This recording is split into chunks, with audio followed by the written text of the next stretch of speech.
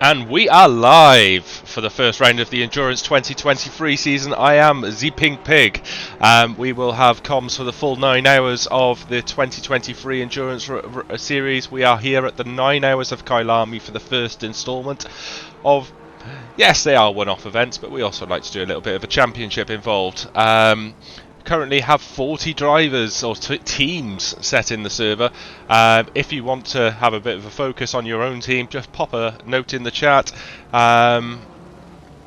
Stringer, yes, why not? I will invite you if you jump into the chat and you can join us.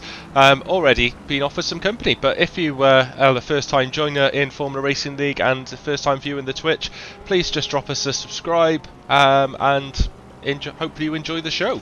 Times here so far have been quick, but we're expecting them to get a bit quicker. We have 10 minutes left of qualifying. Fastest time so far has been a 40.1 by Jakob. I'm not going to attempt to say your name because I just butcher names left, right and surname because I just butcher your names left, right and centre. Of a 40.1 Fideli, 40.5. And the rest of the teams have yet to really kick in with their lap time. So we're just on board with Marco, just following. I think that's one of the FRL community teams. So Marco is representing ERS, which are our new esport teams. We've also got Benek, Zakdal and Sergio, which are also representing that team, and we've got Chromedix who will be joined later on the comms, and Milton Tomlinson Dennis joining in a third ERS team. So multiple different representations. We've got the Wild Things team, as we're just looking at Faultier. Oh God, again, I promise I will butcher names left, right and centre for the entire race. But let's hope this event goes off without a hitch. Fresh from comms last night at Nürburgring, and also Porsche Cup race which we held on Thursday, plus the rookies and Super Sprints on Tuesday as well. So we've had a filled calendar. In terms of how cold it is in the UK, it is 18 degrees in my shed, but I am wrapped up nicely in a massive hoodie, and it is warm. So hello, you can see me. This is what a pink pig looks like. Let's get rid of that because I don't want to distract from any of the action from watching me in the corner. So Ryan Stringer will be joining in a minute for CoComs. We've got 7.5 minutes left of qualifying. There's Michael. It's Michael and Jan Duffner are also one of the ERS representations today. This is going to be a home of the Porsche usually, but with the recent nerfing of the Porsche, interesting to see if it still has that overall performance at Kyalami that it usually does. I'm not being deafened by the game sound, so I'm probably anticipating I've got that a bit too low. There we go. So I haven't had my usual sound check by Mr. Jones, hence my uncertainty, as we've got another team who have just joined in as well. So, Christopher Jones, where are you? Where is my sound check? I'm missing it. I feel uncertain, unconfident without it. Anthony Huzier, I'm going to go for that one. I'm currently in P27. With a 42.3, so anticipating those times to get a little bit quicker as we go through. So Kyalami as a track, probably one of the favourite tracks of ACC drivers. But what does it have in store for you? Let's have a bit of a view of the circuit. The straight is not quite, the long start-finish straight is not quite straight as you head down into turn 1. Difficult braking point, usually about 100 metres into Crawthorne. Then you've got the barbecue, third or second gear into Sunset, which always scares the crap out of me, to Clubhouse. Then down the S's into Le Coupe. Through into Mineshaft. Then you've got Mind the corner just before Cheetah. Cheetah, Mind the sausage curb, and Igwe to make sure you get the maximum exit speed down the start-finish straight. Thank you very much, Ryan. Hope those liveries are synced shortly. We've got 5 minutes left of practice before we hit qualifying, as another team has just joined the server by the looks of things, given by my little glitch. Let's have a look. So that's Stephanie Christoph in the Honda has joined another car, which is a victim recently of the nerf of ACC. Interesting. We've just started the sprints, the rookies, and pure sim gear, and after round 1, probably the two most picked cars of Honda and Porsche both got nerfed. So it's going to be interesting to see how the championship pans out. Wilson Fernandez, a familiar name in FRL, racing in the late night Porsche Cup Series, but finds himself in a Ferrari tonight. Christoph Kroyer in car number 17. Or car number 119, currently P17. He has a advisor driver coming out of the pits.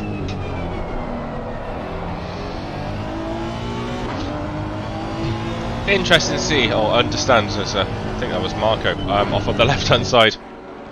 What's the strategy? Are these drivers now preparing for their qualifying runs, or are they preparing for their race runs still? There'll probably be a mixture of drivers, some with full tanks of fuel, some with quali tanks. It's probably the perfect moment to really start getting in those final qualifying practice laps before we get into it. So Jan Duffner just pulled over to the side, probably the wrong moment to pick him. Won last night in the AMS Tier 2. Some saying he was misplaced in that tier. We've got Mattia Nachira, who won in the Pro class last night in the familiar Audi for him. So it'll be good to see how he performs in a longer event. Pure Sim Gear is a 1 hour full tank of fuel event. So Ryan, if you join me in the chat, you should be able to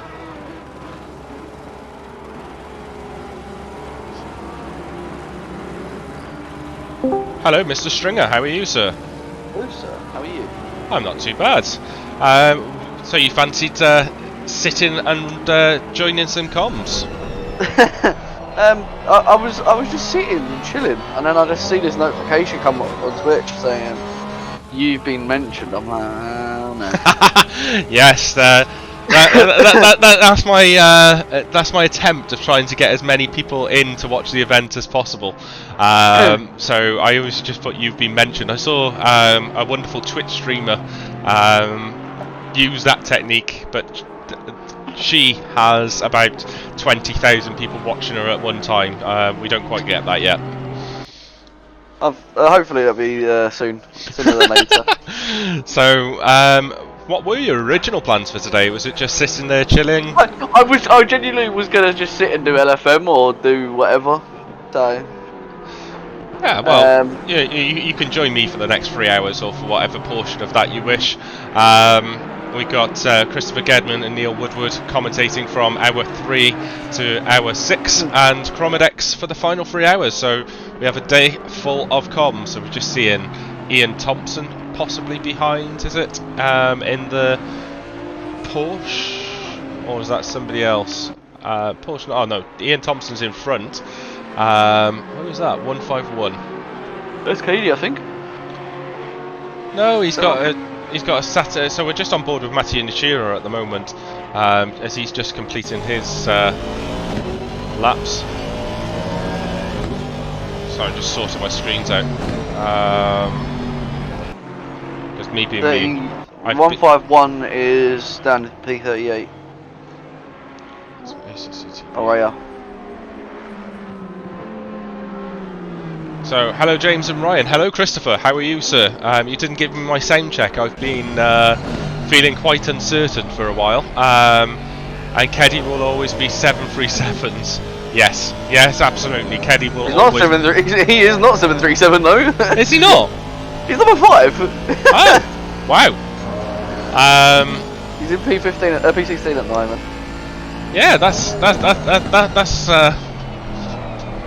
something's changed in the world. Mr. Bath! Hello, how are you, Mr. Jan Bath? Hope you are well. Looking forward to the event. Fighting out with the FRL community, Porsche and Mercedes team, I believe. That's where you're aiming. Woody was sat in the practice server chasing you down as much as possible earlier. Keddy, faster. What's with the number 5, mate? You've upset us all. I'm more questioning yet another one with no livery. Who's that? 149 and 640.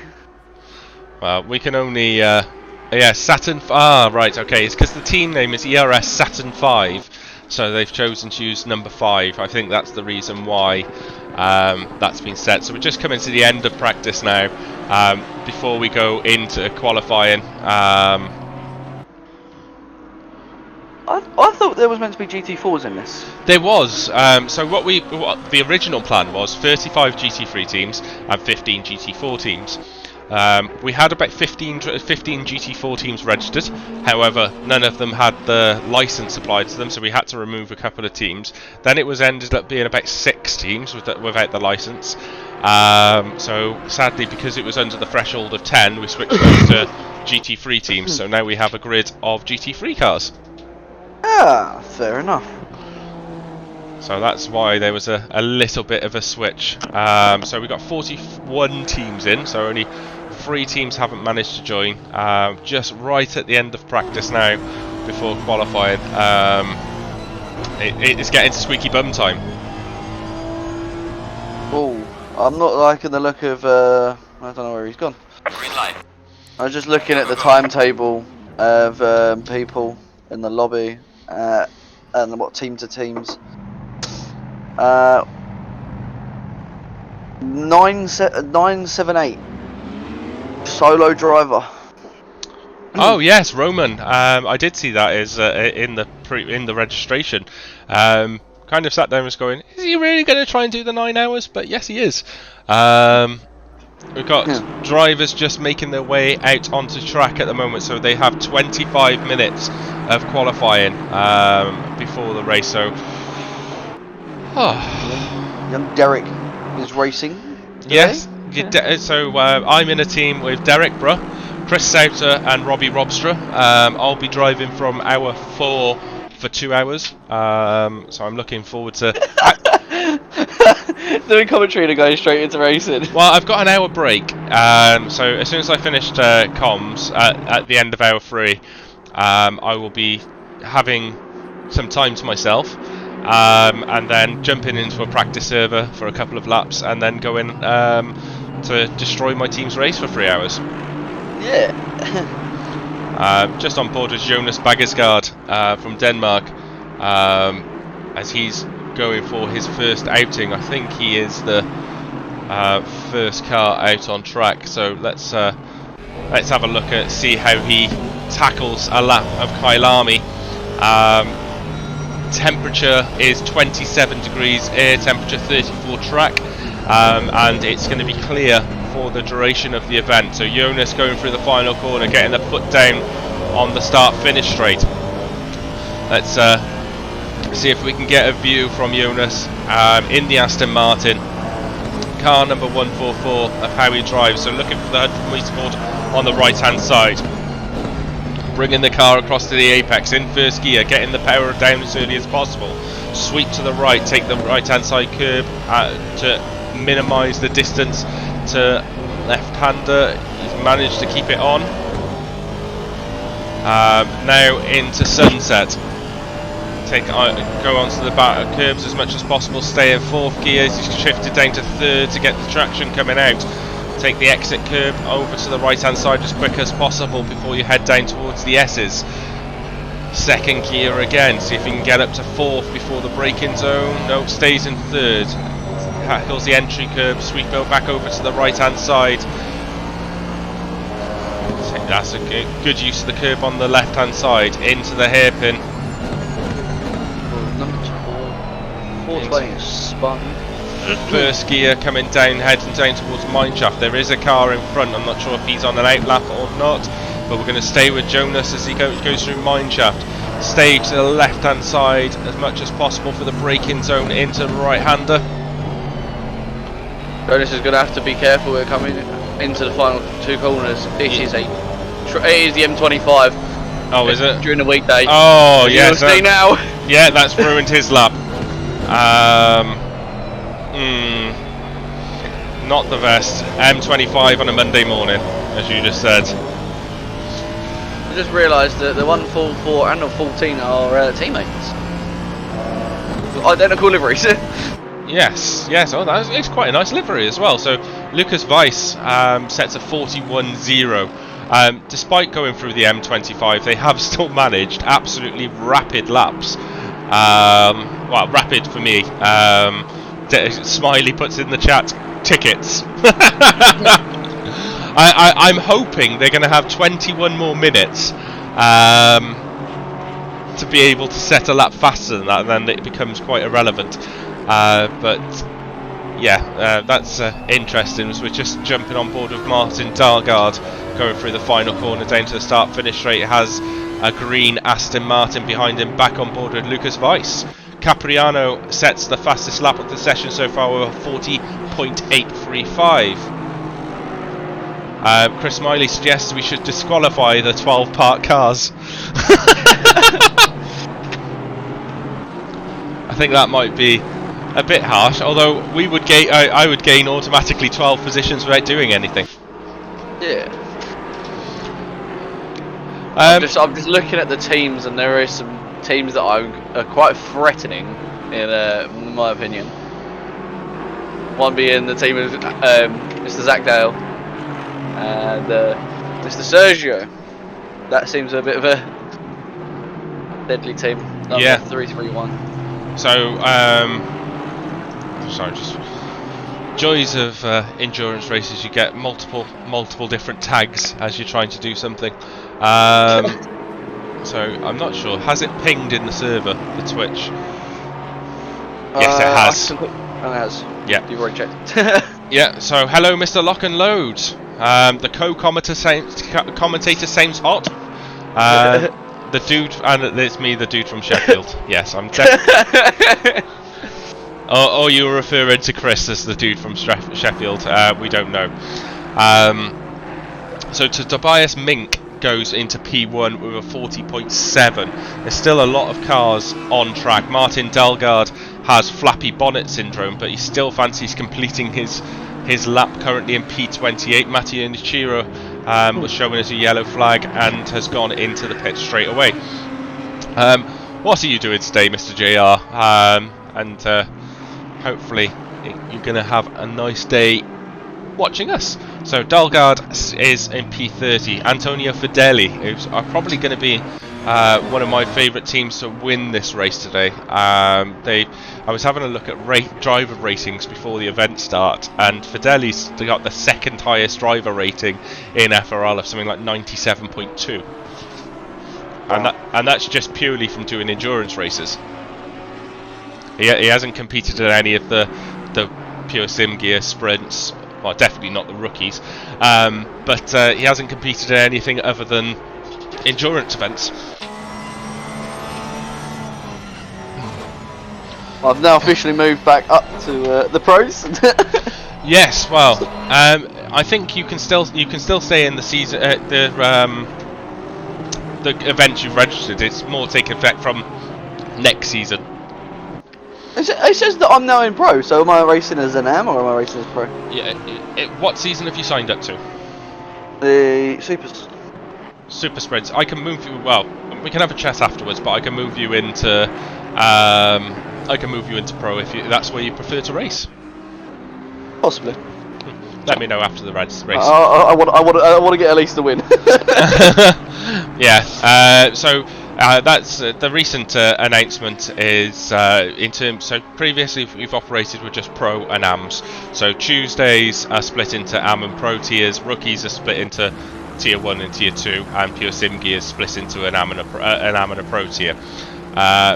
As of next season, things are split into 4 categories. So you will get a pro and silvers. So there'll potentially be 2 championships ongoing in one race, and then you'll get the pro-ams and the AMs. So again, you would have an opportunity to race against people who should be of similar ability to you. There is a hope we might be able to get 4 tiers ongoing next season, which will be fun. So, aka Alan Brown, aka Fresh Brizzle, good morning. Good morning to you. Are you racing today, Brizzle? Please let us know. From the looks, I don't see his name on here, so I'm guessing no. Oh right, okay. I know he was... He's gonna sit and do LFM all day. I am not. Why are you not racing today, Brizzle? So that's Malik Mamad has just set the fastest lap and has pulled over to the side. So in the Porsche from France, car number 640 has just set a 40.507, and then went, yeah, I'm done with that, and has jumped into the pits. Dominic Cyprus is coming out of the pits. There's still a lot of traffic going on. Brizzle has just woke up. Okay. Christ.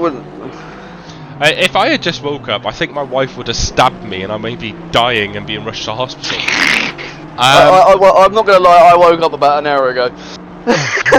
I woke up for the start of the 24th of Daytona, and then I was like, that's what I was going to do today with a bit of LFM. Ooh. And then the notification come up, and I was like, okay, that's going to change it. So Robbie Kelly was just parked at the bottom of Mineshaft by the looks of things, and as cars were flying through doing their qualification laps, and he was lucky everyone avoided him before he managed to port to the pits. So 15 minutes left of qualifying. Aurelian Cross is up on their lap time in the Porsche, has a little bit of traffic in front of him.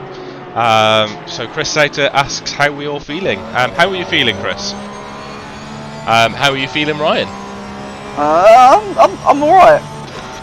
Unfortunately, I haven't got the crate of beer to keep me going for the next 3 hours, but we'll make it work.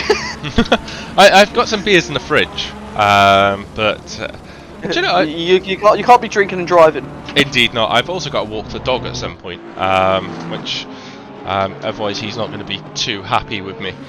So Alex Zachdel and team are currently in P10 in car number 331. They've opted for the safe bet for Kyalami of Porsche. There seems to be a lot of Porsche runners in Kyalami, so yeah, even with the recent nerf, I think the Porsche is still very strong here. Yannick Puce is in P1 with a 40.406, just over a tenth of a second quicker than Malik Mohammed. So it's still strong. I'm just looking at the fastest laps overall, and the top 19 Nope, it is now moved down to the top 21.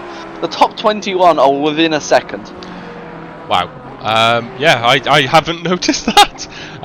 So let's have a look. And it is going down. It's now Katie's now the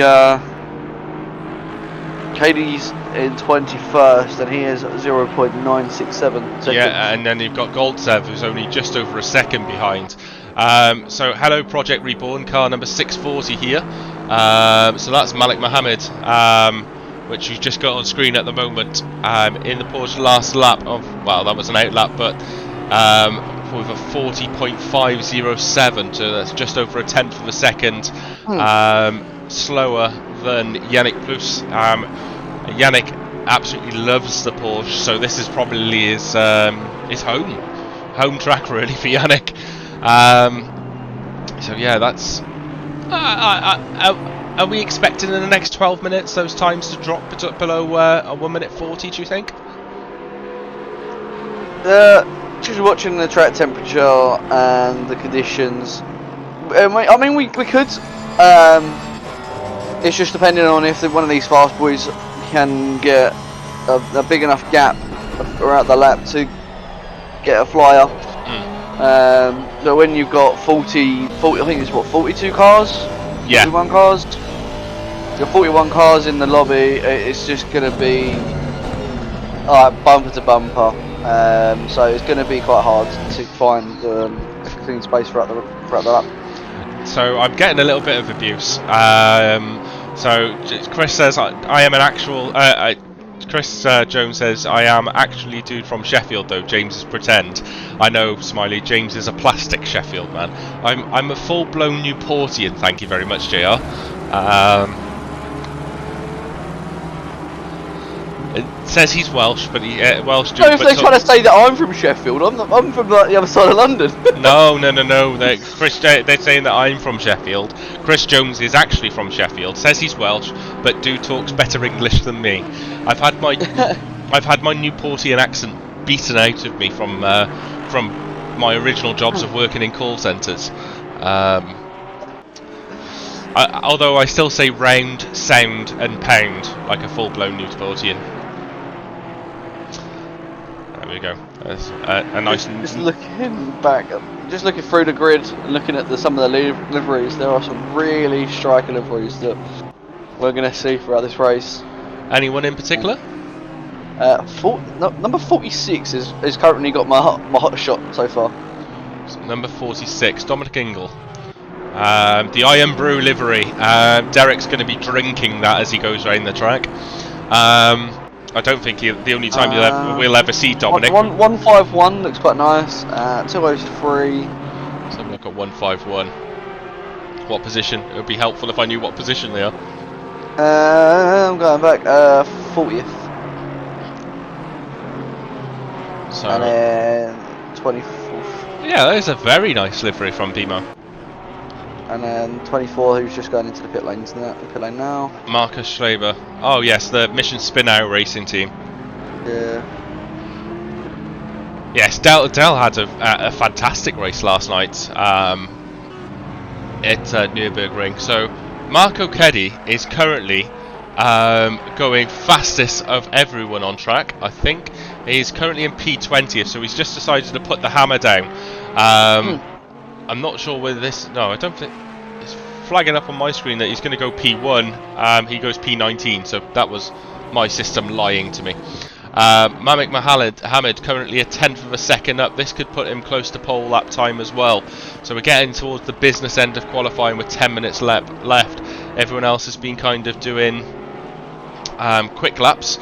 But I think we're going to get to the quicker mark. Neil Woodward in P40. Their fastest lap is a 1:43.6. I know he was doing low 42s in the practice server, so maybe they've opted that Neil's going to start the race instead of Gedman. Gedman I haven't seen in the server on the track as yet, so why Marcus and Jacob Schreiber in different teams? They're both, well, they've got the esports team, and they've also got the young ones. So that's where I think they've separated it. their teams. So they've got last time I checked, they had 3 or 4 different teams running. They've got the young team, and then they got the old boys. Yeah. So Malik Mohammed has just set the fastest lap of qualifying so far. He is the first driver to dip into the sub 40s. So he's gone to 139.982, almost 5/10 of a second quicker than Yannick Plus, who's just on his lap at the moment. That's it looks like an out lap for Yannick, so maybe some tweaks to the setup might change things going. Mattia Nachira, winner last night in the pros, is just under a bit of traffic from the Advisor Racing team in front in the Porsche. Audi should still be pretty strong here. Having a look, we've got Fideli and a Lamborghini. Lamborghinis are also traditionally quite strong here at Kyalami, so I think the FRLACC record is in a Kyalami. Mattia has had to back off because the Porsche was going a bit too slow for his liking, coming down to the bottom of mineshaft, so he's backing off and he's going to have another attempt. Still, did you just say the lap record is in Kyalami? The lap. You said that the lap record is in a Kyalami. Oh, the lap record is in a Lamborghini, is what I meant to say. I was like, what is he on about? Yeah, no idea. So Ry Cooper in the Aston Martin, just coming towards the last couple of corners. Again, it's flagging that I should be watching this time. I'm not sure quite what it's going to end up as. Lap record. So JR has also got the lap record held by a Kyalami. So epic fail. New TLC. I'm sure if ACC could challenge for it, they would. So Ry Cooper, that's not going to be. I don't know why they're green. There is another team that is not green. So Malik Mohammed is on another out lap. So they've potentially tweaked some setup. So Jakob Schaber, I think it's pronounced correctly, is in P2. They've gone to a 40.1, so they've gone within 2/10 of a second of Malik Mohammed in P1. I think Katie's just gone onto a flying lap now. He's got a bit of air in front of him because his last lap was a 1:46.4. Yeah, so potentially backing off to go again. Where is Mattia? Mattia's back in the pits, so he's not going to improve in there. Anyone else going quicker? Gasolina, P13, another Porsche driver. I didn't realise there's 2 pit lanes at Kyalami. Is there? Yeah. Out of barbecue, there's a pit lane. It's like an infield circuit. Oh right, okay. like for Glover cars, sort of like the MX-5s or whatever. They race out in South Africa. I don't know what series they run. I don't know what series they run in South Africa. I'm gonna have a look. Yeah, give us some insightful information. It's not as if we haven't got any time to talk about anything other than the racing. So Gasolina, I think that might be. No, it's not an invalid lap. He comes across the start-finish line currently 13th, stays 13th, so no improvement from him. Fideli is just coming up to a Mercedes in front. I'm not sure if there's enough of a gap for Fideli to be able to put the hammer down. Asking Ryan for insightful info is a risk. Yes, I agree. Who is saying that? JR? Yes. It's because I don't give him enough information when we play Call of Duty. That's why he's saying that. But, fun fact, there is only 6 series. Series is, what do you want to say? That race in South Africa. So you've got the Formula Volkswagen, which is the lower down version of a Formula 3. So it'd be like I think they're based off the F4 cars. You've got the South African Formula Atlantics Championship, the Formula 1 Championship. Oh. Which, that doesn't make it. I don't know what that is, unless that's giving me. No, that genuinely is a series. I thought I was going off of like the F1 series, but that was held That was held between 1960 and 1975. So that Right. one doesn't really exist. Well, And then you got a rally championship. that might be in relation to the Formula One was at Kyalami once upon a time. Yep, but that's not off of it. Oh. And there's the South African Springbok Championship Series. Their signature series is the Kyalami 9 Hours. Nice.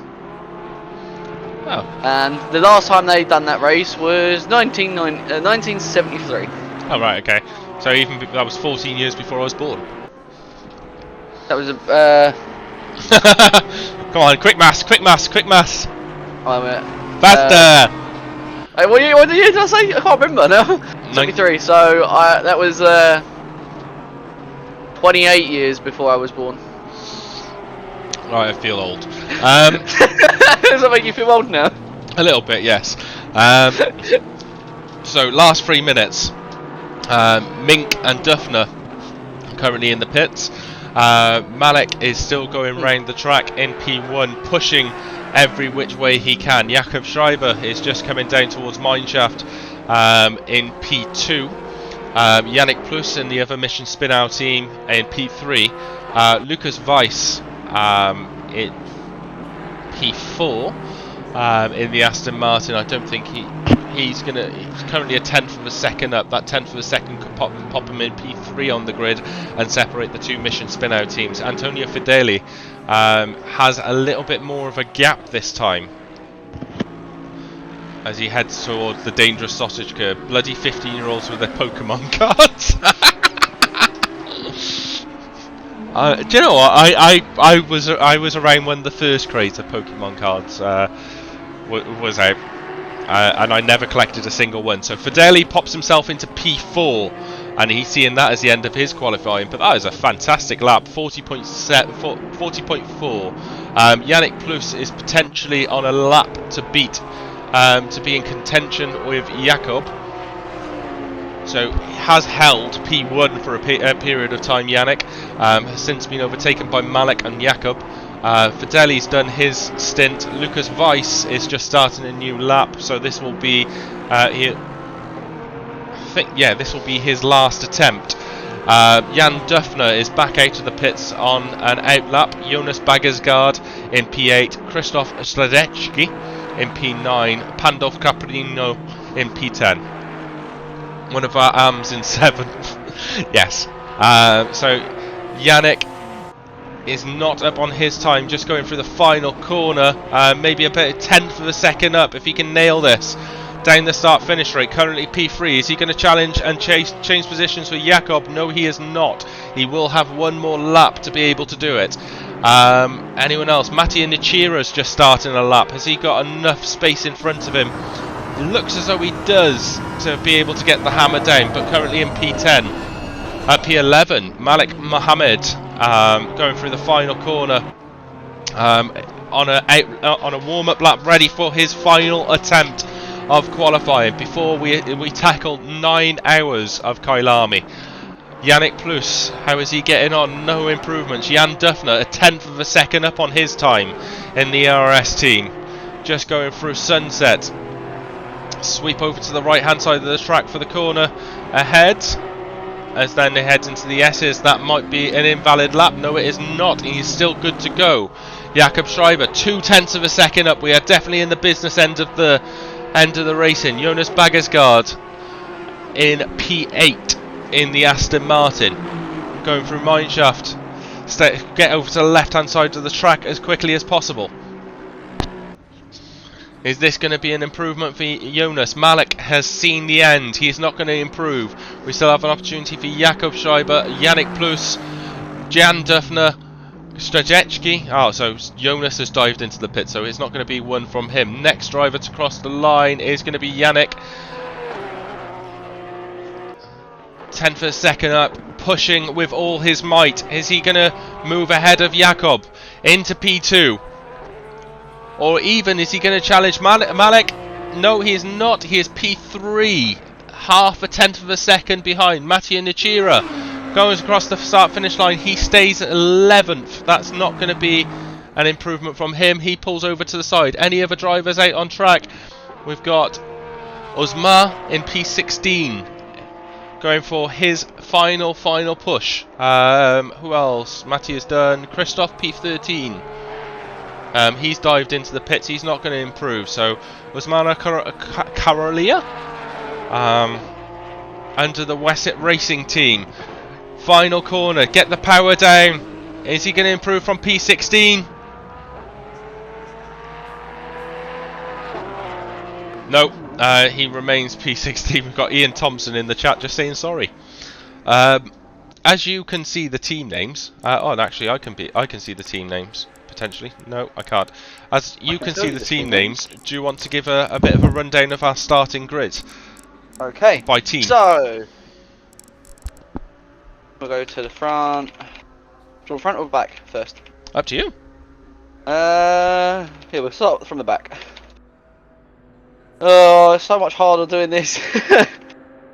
Okay, so in P41 we've got one fiddly one in being the driver being Araya. We got BEGO Racing Division. We got Proton Express, FRL TNG, 123, FRL Racing Team 4-baller, being Mr. Woodward. We got Team Evo, the Italian Job, Nov2 Motorsports, Advisor Racing, White Rose, Advisor Racing Team again, Arrow Racing E-Racing Team. Patrick Den has got no team name, Ace of Speed, R2G, Ruffy Honda, Mission Spin Now, yeah. R Motorsports, Wild Things Racing. Well, KD's car is saying it is the Eclipse Racing Esports X FRL, but he said it's the Saturn 5. Yep. You got Bricks Racing, Eclipse Racing Esports, Golf Iron Route, the Italian Job, Wesset Racing. I can't say Gasolina's name. Crazy File Racing. I'm guessing it's a Greek name. Or Carposi Racing one, that is what his team name is. GTR Masters Endurance Team, RKM Endurance, Flat Out Sim Racing. Can't say the first one. Corsa, Eclipse Racing, Nordic Evo Blue, Eclipse Racing, Pacemaker, Nordic Evo, Virtual Loop Racing, Mission Spin Now, and Project Reborn taking the lead. So yeah, my personal preference would be the driver who does qualifying starts the race, and the reason behind it is because that driver is qualified in the position that they're generally going to be in terms of pace. What has happened in the past is teams have switched drivers, and there's a debate going in the for one of the FRL community teams is the faster driver does the qualifying, and then one of the other drivers who's not of that pace then does the race, starts the race. I think that's a recipe for disaster personally, because they're going to be out of position and going to be potentially overtaken left, right and centre. Opportunity for lots of accidents. What would your preference be? It's hard to say. I would probably say it's best to have like that faster driver just to get the pole off the grid and get a bit of a clean air. I've forgotten the buttons that I should be pressing, so I'm messing about. Okay.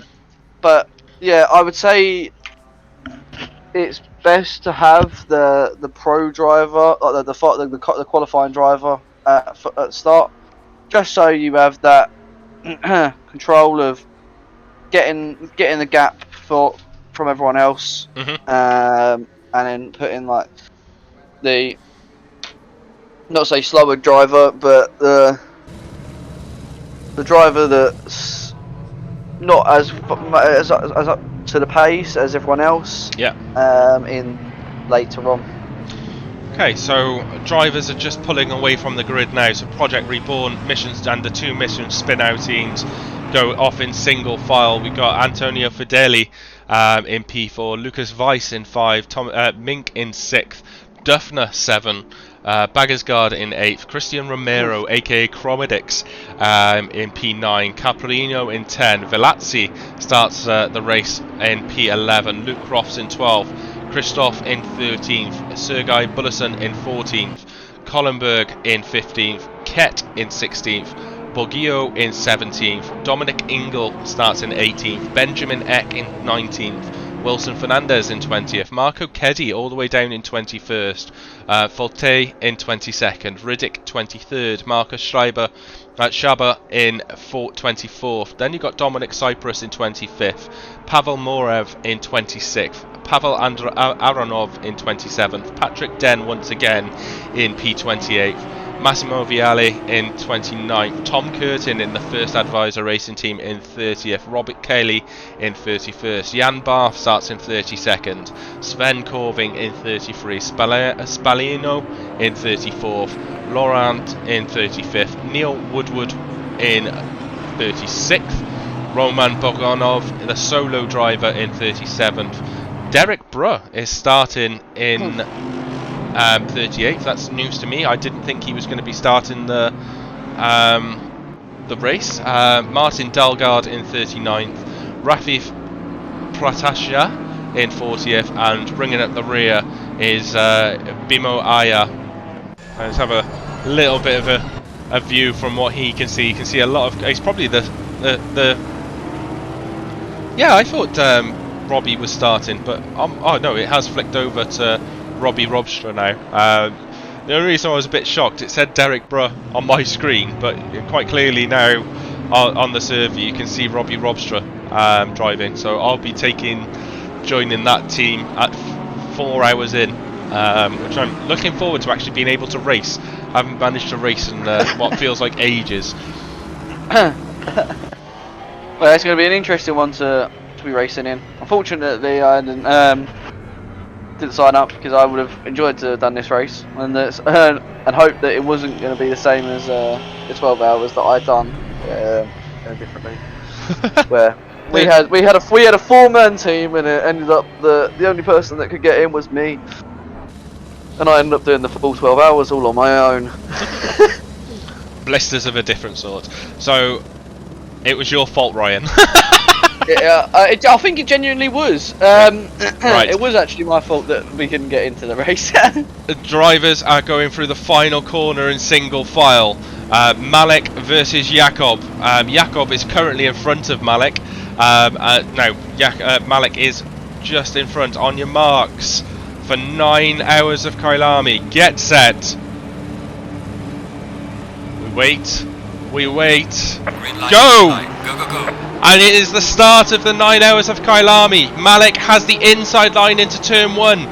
Jakob has his nose in front, but having that advantage. Fideli's moving up into P3. Jakob still in side by side going through turn 1.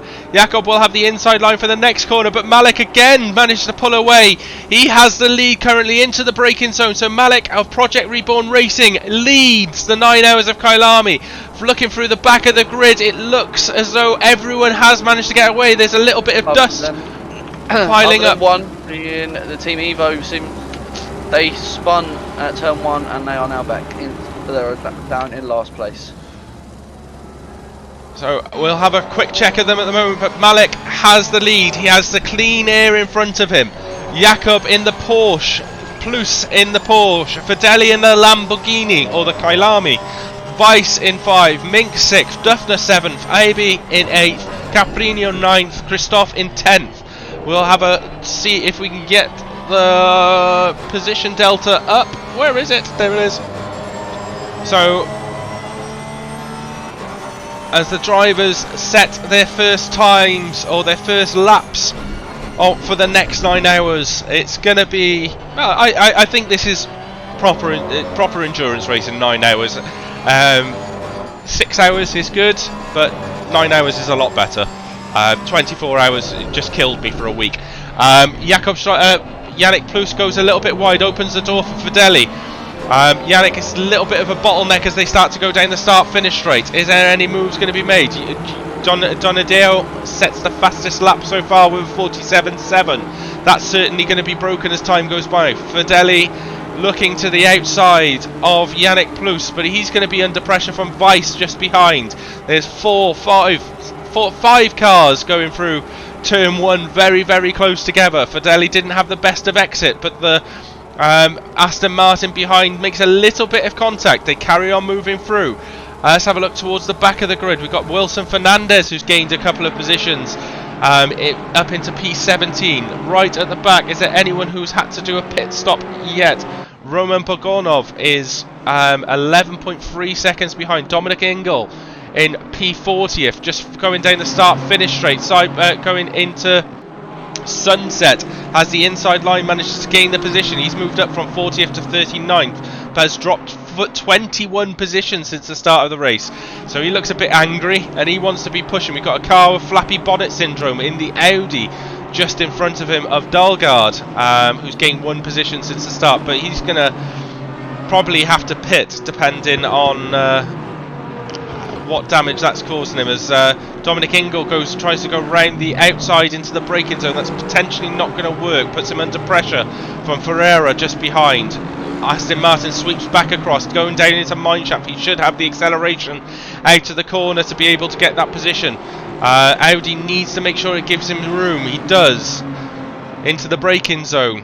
A better line will be for the Aston Martin, and he's made that pass, so he's moved up to P38. Marcus Schreiber has dropped down the grid like a stone into 25th position. Two cars, one goes either side of him. Anything which you're seeing on the grid? I've just looking back at the replay. We've had one car drop being the 978, which had contact through the S's going up the hill. Just lost the back end slightly, and then ended up catching one of the Audis, and that caused him to lose a lot of time. He's got the flappy bonnet syndrome. But just looking back at the replay between what happened to Mr. Ingle, he was in P18 up until I think that's turn 3, and then no. I'm just searching through to find the issue. We've got Patrick Den, I think, has gone very, very wide into the corner, so he's dropped down to 35th. He's going to be alongside one of the FRL teams with Robbie Robster, who's just managed to overtake him. So Patrick Den's dropped down to 35th on the grid. We've got Mattia Nachira, who's being swamped by cars in P13. And just remember, Mattia won the Pro of Pure Sim Gear last night. He didn't go wide, R Cooper Racing. Oh, we got two cars who are off. We got one of the ERS teams. I think that might be Christian Romero and Runa Albi, who have gone off to the side. I'm not quite sure what happened there, but Christian Romero's dropped down to P24. Just an update, what happened to Mr. Ingle. Volkov went a bit slow. He then had to check up, and then he got tapped by Wilson Fernandez, and then he rear-ended him. Cady then rear-ended him, so there's a couple of cars that are going to have some slight damage. I think Ingle got away with just a bit of that, couple of seconds. Yeah. So Malik Mohammed leads the way by 1.3, 1.2 seconds. It's from Jakob Schaber, Plus in P3, Fideli in 4, Weiss in 5th, Mink 6th, Duffner 7th. Oh wait there, what's happened? Duffner's just lost a position. So yeah, Duffner has fallen behind Caprino, who's gained 3 places since the start. He's had a good start of the race, so I'm just going to... We have one car in the pit lane being Runa Abbey, and he has got a really bad front end. So Jan Duffner looks to be having problems as well in P9th. He's dropping down quite quickly. He has Mattia Nachira right behind him as he heads down towards Mineshaft. I definitely think Jan potentially has to pit. So just the contact that you were saying about the two cars going off, Yep. I've just seen what's happened. The Aston of Abbey and the Audi made contact, and Abbey being the worst one coming off of that, ended up hitting the wall at full speed and having severe damage on that front end, so that was explaining why they were in the pits. Yes. And then there was secondary contact trying to get back on track between them. So Lucas Weiss is going to try and make the move around the outside of turn 1 over Fideli. He's not going to be made this time. Those Astons behind him, Weiss and Mink, definitely have a little bit more pace than the Lamborghini at the moment. Fideli has dropped by 1.58 seconds from Yannick Plus. And he is under great pressure from the Astons behind. Caprino and Christoph in the 2 Hondas. Nichira in the Audi making way through. Volkov in P11 is under pressure from Luke Crofts. But Volkov, it looks as though he has managed to get away a little bit. Keddy is challenging Crofts in P12 with Carolia in 14th. Then we've got Ben Eck under pressure by Medico ACT. Yeah, I can see. I've noticed it's not working. So hopefully race control is working.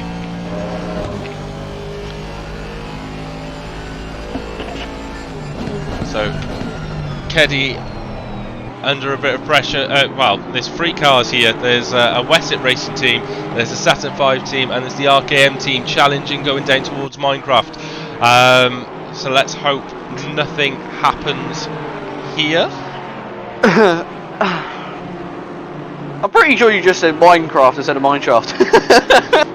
Jesus, I'm just failing abysmally. I've only got 3 hours and 51 minutes left. I've 2 hours and 51 minutes left of comms. Not that I'm fainting. Oh, a Ferrari go off wide. That was Wilson Fernandez who went off very, very wide. He's come back on in front of Benek. A little bit of contact made with the rear. As car 331 now starts to chase him down the start-finish straight. And there's an Italian job team who also wants to get into the mix. He's going to have the better, potentially make the outbreaking manoeuvre into the corner. And he has made that while they're side by side through the exit. The Italian job Honda is in front. Wilson Fernandez is going to get swamped by a couple of cars. The RS car also managed to get through. There's another Honda who's going to be challenging Wilson Fernandez as well as they head into Sunset. I remember that corner. Oh no, with there Wilson Fernandez is going a little bit sideways. He's on the grass. There's going to be cars piling past him on the left. He manages to avoid them. Oh, but he's dropped even further down to 20th. He's having some problems in that Ferrari.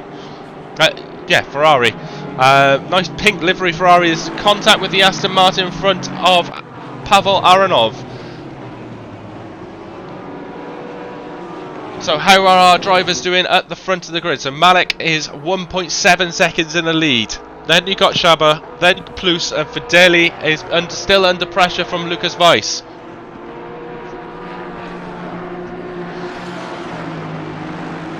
The hoodie is starting to get very, very warm now.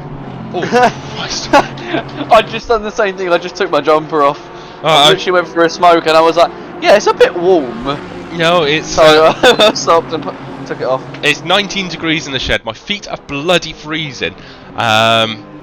But my legs, my upper body feels like I'm in the bloody... I'm in Kyalami at 27 degrees. It's warm. And I've also forgot to bring a drink with me, which is going to be disappointing. Slow in the final corner, being Robbie Kelly. Yeah. But he's back on track. This is going to be a slightly slower lap than he was expecting. Yeah. So Robbie Kelly, we can see he's under pressure from Spriliano and Dominic Ingle. Ingle starting to make his way through the grid quite nicely after his poor start. Is he going to go for a double manoeuvre? He's got the BMW by the looks of things, but he hasn't quite got the Robbie in the Ferrari. So we've still got 41 cars running. Jonas Baggersgaard has had to complete a pit stop, and he's dropped to last position on the grid. Michael in P40, who has also had to do a pit stop. So those are only 2 drivers have had to stop so far. Ed Iceman is got past the green Aston Martin by looks of things, although Patrick Den is trying to challenge him. The Honda does Honda things on the exit, and the Aston Martin has regained that position, so he's back up into P27. Fabian Kerner running a little by himself at the moment in P26, although the Aston Martin's probably going to try and catch him quite quickly. Selfishly, I'm going to have a quick look at Robbie, who is under pressure from Cross in P36. Fastest lap of the race set by the Project Reborn team. So Malik, it shows as Malik on. Yeah, it is. Is it Malik driving or is it Johnny Ale? What team is that? P1. Malik. Yeah. All right. Okay. Because ACC TV keeps flashing it as a different driver who's just done the fastest lap of the race. Caprino and Milik have exchanged positions for P6th and 7th. As we're just on board with Tobias trying to get that position back. Maybe a slight mistake from the Dutch driver as they head in towards sunset. So just having a scour through the pack, just looking at what the body condition of all these cars are. Looking at the Katie's got a slight bit of damage on his rear, but the Eclipse Racing eSports 33 and 331 have got damage on the front and the rear, and the 33 has got some what looks to be some dented front bumper. That's not going to help the Porsche in any way, shape or form. Malik's going to try and go for a move, Mink is trying to go for the move as they go down towards mine shaft. you had to think of it that time, didn't you? I did. Fideli's still under pressure in the Lamborghini from Vice behind us at 0.4 of a second. We've also got Volkov challenging Gasolina in P10th. Mattia Nichira in P9th is also right on the back of Christoph. I think Woody has just made a move up to P22, so he's now trying to close in onto the cars up ahead. He's got about a 4 second. No, more than that. I think about a 9 second gap. He was flying in practice earlier, so yeah, he's under pressure from. He's just overtaken Costa, and Costa wants that position back. Keddy and Crofts are still fighting it out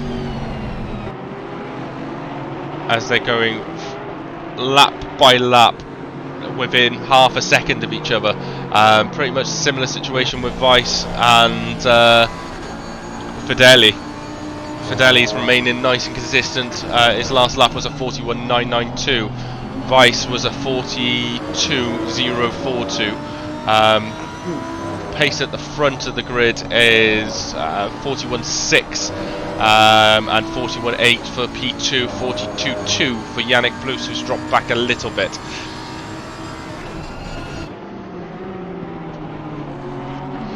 We've had the first 15 minutes of drama of everyone pulling away, so we're going to be closing in. Ferrandis has been given a 15-second penalty for the contact. I'm guessing. Who's that? Sorry. Wilson Ferrandis, number 52. Oh, Wilson Fernandez. He's down at 37th at the moment. He was having some difficulties, and now with that penalty as well, that's not going to help him out at all. I'm not sure if. Oh, Araya just went off bump, went to do a bit of rallycross mid-race there, just in front of him. Oh yeah, there's also a driver with some flappy bonnet syndrome. That'd be the what's it called? The 144. 144. I can't find 144. Where are you? 144. 40th place. A lap down. Oh, so they've come in, they've done their pit stop, and then they look like they've got some more damage. He's just Jonas is just challenging Robbie at the moment as they head through the horrible sausage curb corner. But Jonas still has significant pace, even with that bonnet flapping around. I think that might be a slight decent. I'm just gonna quickly exit out and then rejoin just to see if it is just the server being stupid and saying that it has got damage or not. And I think Jonas is also a lap down as well, so he's just trying to unlap himself. Yeah, so he's getting blue flagged, but he definitely is a lot quicker than the drivers he's racing with at the moment. It is a server issue. He has got the front end, the bonnet is attached. Okay, so unfortunately we can't see the duct tape put down, but I think yeah, that would have been the biggest. I think that would have been the biggest investment that the game could have had, is when you have when damaged someone comes in to bumpers. repair, yeah, yeah. Also, it'll be quite. I like the damage model in another simulation where when you have to repair, you have to actual sit there and repair it. So it's not going to be a minute and 10 pit stop. It could be 20, 30 minutes, or you could base it depending on the duration of the race. So 24-hour race, it's real time. If it's a 9-hour race, then it's a bit quicker. If it's a 20-minute race, then it's pretty quick. That would be quite a cool thing to be able to do. So we're just looking at Caprino being challenged by Mattia behind. We've got a battle going on for P28 as Ferreira has just made it up, and Chris is going to go with him. So Robbie I think Kelly's down to P30. we lost the drive. We lost Roman for a little bit, and I think he's just managed to join back in. So Aurelian Cross has also moved up into P29. He's going to be under pressure from Kelly, who's going to send it into turn 1. I know he had some severe damage. I don't know if he disappeared. I forgot to save the replay, so I can't get photos from the start, unfortunately. Oh no. So Mattia is right on the back of Caprino. So it's good to have Mattia in one of these endurance events. I've only ever seen him on Friday's races, to be honest. So yeah, it's nice to see Mattia Najira racing. Yes, there is. So there is the PC Instant channel within the Discord. If you click on that, you'll be able to open a ticket. I can't get, and then you've got the Instant Outcomes channel, which will give a little bit of a view of where and if there were penalties.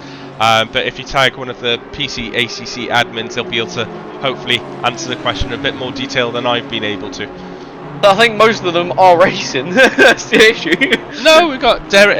Well, John Beaton's available, so we do have quite a few of them, which are not racing at the moment. Sergio's not racing, so. Oh, is Robbie? Robbie has had some contact with Fernandez and Dalgard.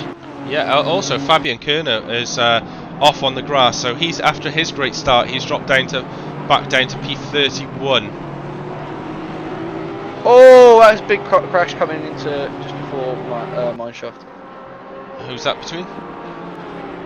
Robbie was going slow, and the Audi cut across his front end, and then spun into the Ferrari and spun out all three, and they were facing backwards for a good portion of time. But Robbie kept it out of the wall, so he's going to only have a little bit of damage on that front end. But yeah, he looks to be okay. In terms of the Ferrari damage. and the Audi are going to have some quite severe damage. They hit the wall quite hard, and that was Dalgard and Ferrandez. So, in terms of the battle at the front of the grid, so Lucas Weiss has managed to overtake Fideli into P4. Malik Mohammed is 3 seconds ahead of Shaba. Plus is 4.8 seconds behind him. Then Weiss is 1.3 seconds. Fideli is still chasing Weiss. That's down to just under a second. Mink is 6 seconds behind them in 6th. Caprino in 7th. Nachira 8th. Christoph 9th. Volkov in 10th. Gasolina in 11th. Cross 12th. Keddy 13th. Karalia in 14th. Ek 15th. P16 is Davide. Then Alexander Goltsev, Christian Romano, Pavel Amoronov and Tom Curtin in 20th. So Keddy and Crofts are still wanting to fight it out a little bit more.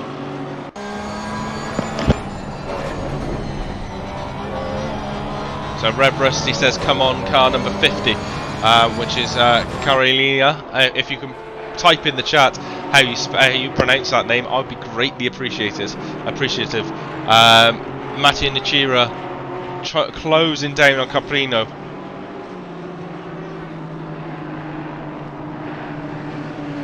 Okay, he's up to P13. He's looking to make a move for P12 on Luke Crofts.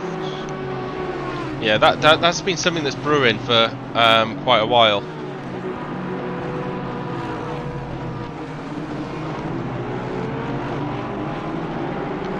So yeah, he's Carolia.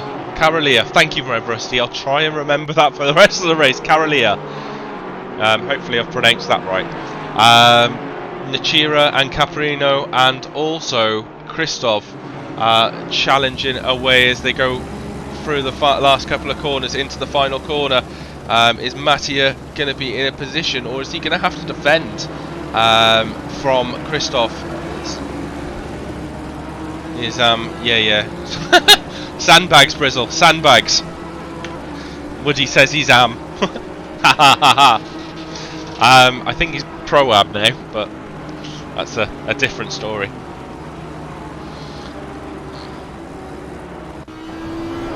So looking back at that replay, it was I don't know what happened to Robbie coming down to the wine shot, but he ended up getting spun out. As long as Woody can finish races, then his driver rating will increase quite quickly. But it's just all about finishing races and getting that driver rating. If you don't finish a race, you don't get any driver rating. Shimples. Oh, Robbie's dropped down to P35 and really off the pace. I don't know what's happened to Robbie. Last lap he managed to do was a 44.6. Although he's just crossing the line now, so drivers will have another 40 minutes until they have to complete their first stop. They don't have to do a driver swap, but they have to go into the pits for at least a second for the stint timer to reset. So Von Strauss 369, let's go. Let's have a look at where 369 is, and 369. That's Gaz Gasolina. So that's Gaz Gasolina here. That's quite a nice. Oh, we've had a spinner of Shaba. Marcus Shaba. He's now behind Woody. Woody's made a position. Yeah, Woody's made a position. We've also got the Aston Martin just trying to go around the outside in 254, and I think that is Patrick Den. Yes, it is, as they go down towards Mineshaft, and Patrick Den has made the move on Shaba, so he's in 24. Not far behind. Engels progressing through the grid very, very nicely. He's going to get two cars. That was close. Through the corner. No, he's definitely got Shaba. I thought that said Roberto Carlos. Shaba's gone wide as well. Dominic Engel is a man on the mission at the moment. He's going to be challenging car number 254 in front. Is he going to make a move down into the first corner? Would be next on his radar. Just looking back at the replay to find out what happened to Shaba, because when I was clicking through, I saw him off the track, and what happened is it was coming down the downhill S and just lost the back end over. There's that little invisible bump he hit, and he spun it, and it was just trying to gain back the momentum of getting back on track. Interesting. Staying out of harm's way. So Weiss overtook Fideli. Now Weiss is within 0.2 of a second, 0.3 of a second of Yannick Blues for third position on the grid. So will Weiss manage to make even more ground up? He's already gained one position since the start. Is he looking for that place on the podium? Appreciate it is very, very early in the race. Oh, as we've had Fabian Craner spin out with severe damage on the front end. Yeah, we just can see Fabian Carner now. Just looked a bit of an understeering moment, and he's gone off into the dust as he head towards sunset. So he's down in P35 at the moment. Aya is chasing Protashna in P32. Oh, Patrick Den's got a 5-second penalty. Oh, right, okay. We've got a couple of penalties. We've got Weiss has gone off. Weiss has gone off. So he's gone from P5, P6. Maybe even P7. I'm not sure if there was contact with anyone, but he's gone off. So it looks as though he's getting those tyres might be struggling a little bit. Yeah, he's under pressure from Mattia behind in P8. Woody's under pressure from Patrick Den. Patrick Den making a move into turn 1. And Ingles going to possibly try and make the move in the next corner. Den runs a little bit wide, but he has managed to get the move done on Woodward. Woodward's going to try and fight him going back up the hill, but Woodward's also going to be under pressure from Dominic Ingle just behind, as you quite rightly say. You've got Tom Curtin under pressure from Aronov. I think Aronov has just had a yellow flag against him, and yeah, he's just trying to get back up to speed as he pulls over to the side. I'm not quite sure what's wrong with Aronov. But his car's not parked in the best of positions as he's trying to get back onto the track. He's had to potentially restart his engine, but he's back up and running again now in P27, so it's lost a fair few positions. Fideli is now is now up to P3. Yannick Plus in P4, so maybe there was contact between him and Lucas Weiss, which has dropped Yannick down the grid a little bit. Mink in P5 chasing down Plus, and then Caprino in P6. Lucas Weiss has regained his composure and is back in P7, although it is a little bit... Oh, there he is. Just a slight update. Half an hour in, we have got 4 penalties currently on the board. Patrick Dan's got with a 5 second. Then we've got Robbie Kelly with 15 seconds. Craner with a 15. I'm not Craner. Kana. No, we've got Baggersguard with a 15, and then we've got Mr. I can't say his last name. 978 with a 5 second penalty at the back. Who is what, 5 laps down? 5 laps. Balagonov. I'm assuming. Balagonov, that's it. Roman. Probably easier to pronounce. Yeah, let's say Roman for the rest of the race. Yeah. So Caprino is defending now from Weiss. Nachira and Christoph is giving these drivers a little bit of attention as well. Sven Corving, I just see him 31st. Let's go all back up on my sheet.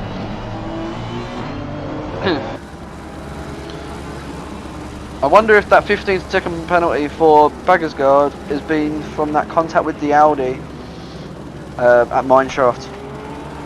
Potentially.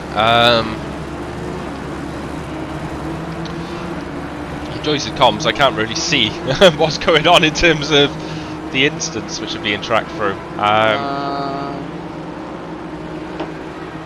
Do I have access to... No. Nah, I don't.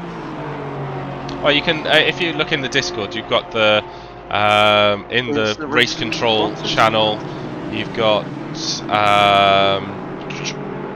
instant responses. Yeah, so you'll be able to see looking what's happening there. So, so yeah, well that's.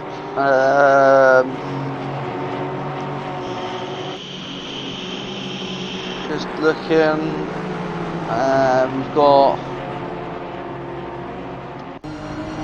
We've got Caprino still under pressure from Weiss. Weiss wants to get back up the grid as soon as possible. So Honda versus Aston Martin. The Aston Martin takes that corner a little bit better as they head towards the hairpin, although he's going to have to go the long way round. Maybe get the traction, a little bit of squeeze, a little bit of contact as they're going through the hairpin. Honda managed to get away, but they're going to go side by side down into Mineshaft. Honda will have the inside line for that corner. The Aston Martin will have the inside line for the right-hander. Is he going to make them move stick under braking? He has, by slowing down right in front of the Honda. Then Mattia Nachira makes contact with Caprino. So Caprino's lost 2 positions, maybe even 3 positions, with Christoph coming through as well. So Pandov Caprino has lost 3 positions, and maybe even another one to Volkov in P10 if he's not careful as well. A little bit of contact potentially has unsettled him going down the start-finish straight. The Aston Martin falls into the slipstream. Any move made by Konstantin Volkov? I don't. He's moving out of the slipstream. Not going to try. Oh yes, he is. He's going to try it. And he has made it. So it didn't look like. Oh no, they're going to go back side by side as they're going back up the hill. Yeah, Volkov has made the move back into P9. It didn't look like that move was on, if I'm perfectly honest. And I didn't think... I thought it was a little bit of a late braking manoeuvre, but fair enough to Caprino. He left enough room, enough space. We've got more penalties being given out. Okay. We got the 253 with another with a 5-second penalty, and we have number 9 Cruz with a 15-second penalty. So there's quite a few people getting penalties as Robbie is in the pits. So I'm just gonna get rid of this a second, just so we can see who has got the penalties and who hasn't on the stream. It's the 21st, 26th, 29th, There we go. 36th, and 41. So we can see maybe a little bit more than what we could do. We've also got a track map, which is kind of nice. Right, okay. So as you can see, you've got Luke Cross with a 5 seconds, Patrick Den with 5 seconds as well. As we go further down the grid, we've got Cross with 15, Kelly with 15, Bagasgard with 15, and Bologonov with 5 seconds as well. As you correctly mentioned, Robbie Robstra is in the pits as well. So that's where we are with our time penalties. Jakob Schreiber has just overtaken Bologonov to lap him. Fideli is a couple of tenths behind as well. So let's get that back up and go with that one. Right, okay. Just trying to see if they made a driver swap at all, or if that was intentional to get Robbie out of the just to get an update on the car for Robbie. So Yannick They've just gone across the first sector line. They haven't been updated, so Robbie's still in the car. So okay, so maybe it was just damage, or maybe even tyre pressures were just completely wrong. We did decide to change setup during the practice. Yeah. Cruz is in the pits as well now, so I'm guessing he's going to take that 15-second penalty plus the repairs, I'm guessing, because he has got some damage on the front end and down the side. For a nice looking livery, there is a lot of sheet metal exposed. So Lucas Weiss has been traditionally moving through the grids, but car number 14 is now under pressure from car number 3 in the Audi. So the hunter becomes the hunted now, as they head down the start-finish straight. Keddy and Cross still are not able to be separated by much. That's half a second. And Gasolina in P10th as well.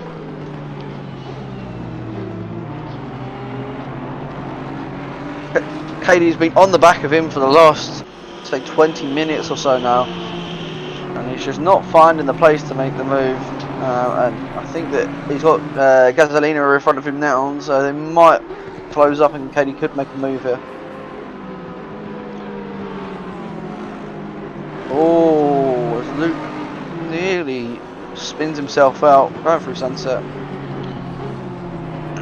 He makes the move. Yeah, he has. Around the outside. He has indeed. So the Aston Martin's managed to get past Gasolina. Keddy's going to try and follow him through. A little bit of contact with the rear end, which might unsettle the car coming out of the corner. But Keddy's also made that move on Gasolina. They're going to go side by side down in through the S's. Porsche has passed Porsche. So those. So Crofts has moved up into P10. Keddy into P12. Gasolina's dropped. P11. Sorry, Gasolina's dropped down to P12. But he's not letting this battle go anytime soon.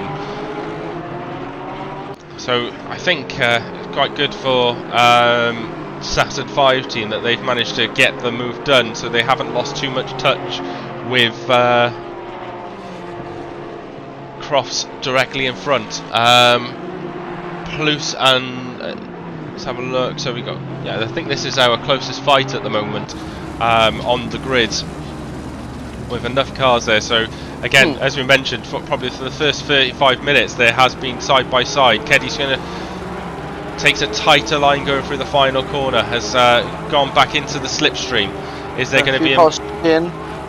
Oh, Caprino is spun coming up to the final corner, and he's just made contact with the wall. Number 203 is also just spun, being Marcus Schreiber again. Not going well for Marcus. No, Ben Eck is also under pressure from the Aston Martin behind. potentially the Aston Martin's going to make... Yeah, he has made the move into turn 1, but he's out-braked himself slightly, so the Porsche manages to get onto the power a little bit early and conduct the switchback, so he remains in P14. Gasolina still right behind Marco in P12, so that's not getting away. Mink in P5 is still within half a second of Yannick Plus. Fideli's now feeling a little bit more comfortable, 4 seconds in front of this battle, but still 9.5 seconds behind Jakub Szaba. Malik Mohammed is in control at the moment after 40 minutes in P1. After qualifying P1, still remain in P1. Fastest lap for them is a 41.4.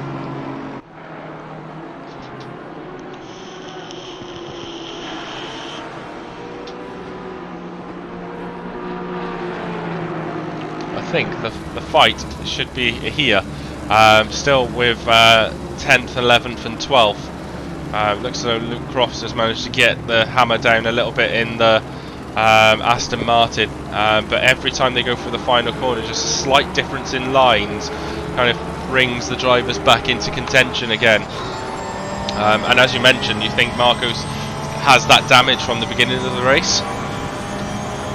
Who's that? Marcus Schreiber? No, Keddy. Oh, Keddy. Just trying to find Keddy. I had him, lost him again. Keddy's got he's got a little bit of contact from the incident at turn 1 on the slightly on the front end, but it doesn't seem to be affected him that much. I mean, he's doing race pace of a 42.5, so it's not.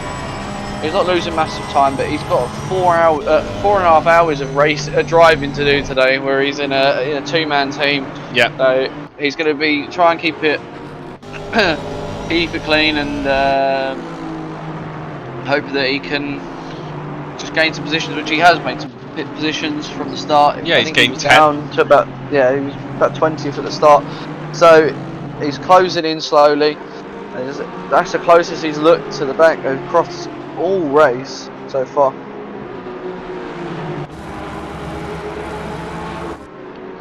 And we've got a back marker just ahead of them, so they might get caught up with the back marker at the wrong pace. Yeah, they're also you can see the Aston Martin just in front.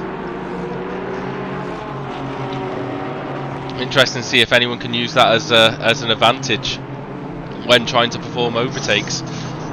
He nearly lost it there coming out of the fast right kink, and luckily he caught it, and he's now just lost a little bit of time, so he won't be able to make the move into turn 1. So Volkov and Christoph. Volkov's going to go for the inside line down into turn 1. Is there going to be a switchback by Christoph? No, it looks as though Volkov has moved up to P8. Next on his radar will be Nachira in P7, just 3.5 seconds down the road. Caddy has dropped back a little bit. He's probably having to defend against Gasolina as well, with that being stuck in that sandwich of Aston Martin Porsche. Also got Carolina in P13 and Ben Eck also in the Porsche as well. Let's have a look further down the grid and see what's happening. So we've got Roman Bogosnov is back out on track. Robbie Robstra in P40. Then we got Fabian Kana after some damage in P39. Wilson Fernandez in P38. Dalgard in 37. Jonas Bagersgaard in P36. Aurelian Cross in 35th. He's all over the back now. Oh, is he? Let's go back up there. Into mine shaft he goes. Yeah, it seems as though Luke manages to pull away at the start of the lap, but towards the end of the lap, Keddy does seem to catch him a little bit more. Not sure if there's different lines or just different car performance potentially. But into the final corner they go once again.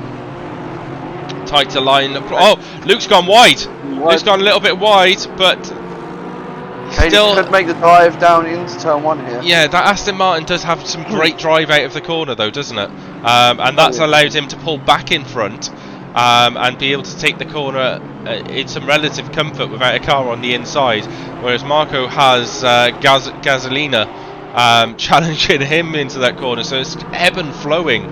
Yeah, no Porsche top speed, whereas the Aston Martin does have quite a bit of grunt. Alexander Goltsev and Ben Eck are switching positions for 15th and 16th respectively. You've also got Christian Romano quite close to that fight. Eck runs wide. Goltsev gets a little bit squirrely, which then brings Romano into it as they head towards Sunset. Round the outside is going to be a difficult manoeuvre. He's not going to make it. So let's go back to our P11 fight, P10 fight again. Oh, a little bit. Oh, Keddy gets a little bit of a nudge from Gasolina from behind. I think Luke got a bit squirrely under the brakes. Marco just trying to avoid the contact, and Gaz wasn't anticipating the driver in front being so slow through that corner, but that's dropped him back. Goltsev and Romano for 15th and 16th is a fight that's potentially brewing. Christian didn't have the best of starts. He's lost 7 positions since the start, whereas Goltsev has gained 11. Just looking through the grid, Baggersgaard is making some moves up the grid. Woody's now dropped that down to 23rd, but he's lost quite a bit of time. He's gained 13 positions since the start, which isn't too bad. Yeah, that's true. He's lost a load of time to Ingle and Patrick Den, but Baggersgaard is making slow progress up the grid. Unfortunately, he still has that 15-second penalty, so that's going to affect him in the first pit stop. Yeah. Dominic Ingle now is 2.5 seconds behind Patrick Den. Then you got Pandolf Caprino in P20 as well. Keddy's dropped to about a second behind. Nichira and Weiss, that fight is starting to pick up a little bit as well as they head through the hairpin down into Mineshaft. Got a lot of traffic in front of them too, which is potentially going to cause them problems. Just looking back at the replay, flicking through, I've just seen the Ruby Lobsters. Oh, we got Bologanov is gone off the track very deep, and the car meets wall, and wall wins. So that's not going to be good for our own solo driver, and he ports back to the pits. Possibly something around in his head. Yeah, I think he's decided that his race is run in that respect. I'm not sure what happened. Whether it was a loss of concentration, or did he forget to brake, as Chris has said? Miranda's has been given another 15-second penalty.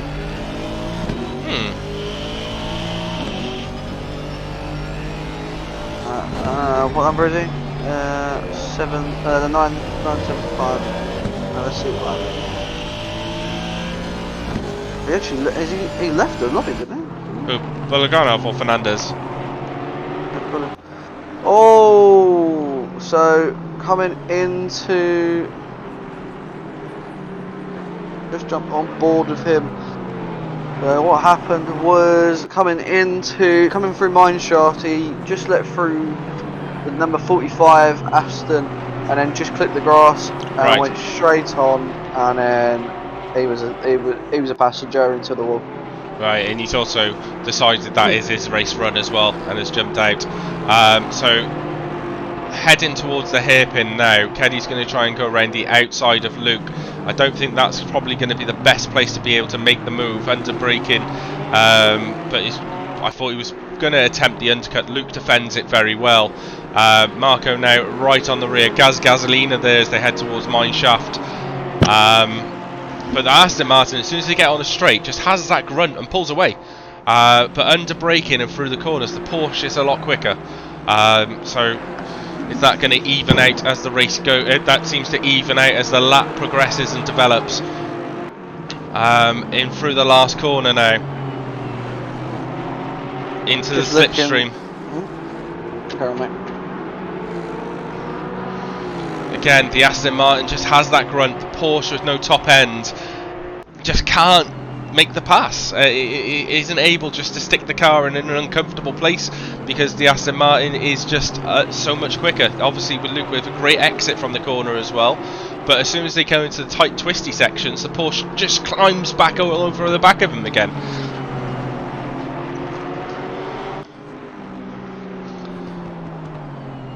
Just looking through the grid, you're going to have a very interesting race when you hop out of the comms box and jump into the car. I'm going to have a familiar race, is what you're saying, because we're in last place. I wasn't trying to hint that you were in last place, but yeah, he was unfortunately in last place. Robbie's had a couple of instances that I've seen happen, so not great for himself, but. Dominic Ingles. Yeah. Ingles dived into the pits as well, so I think that's his first stop. Yes, definitely is his first stop.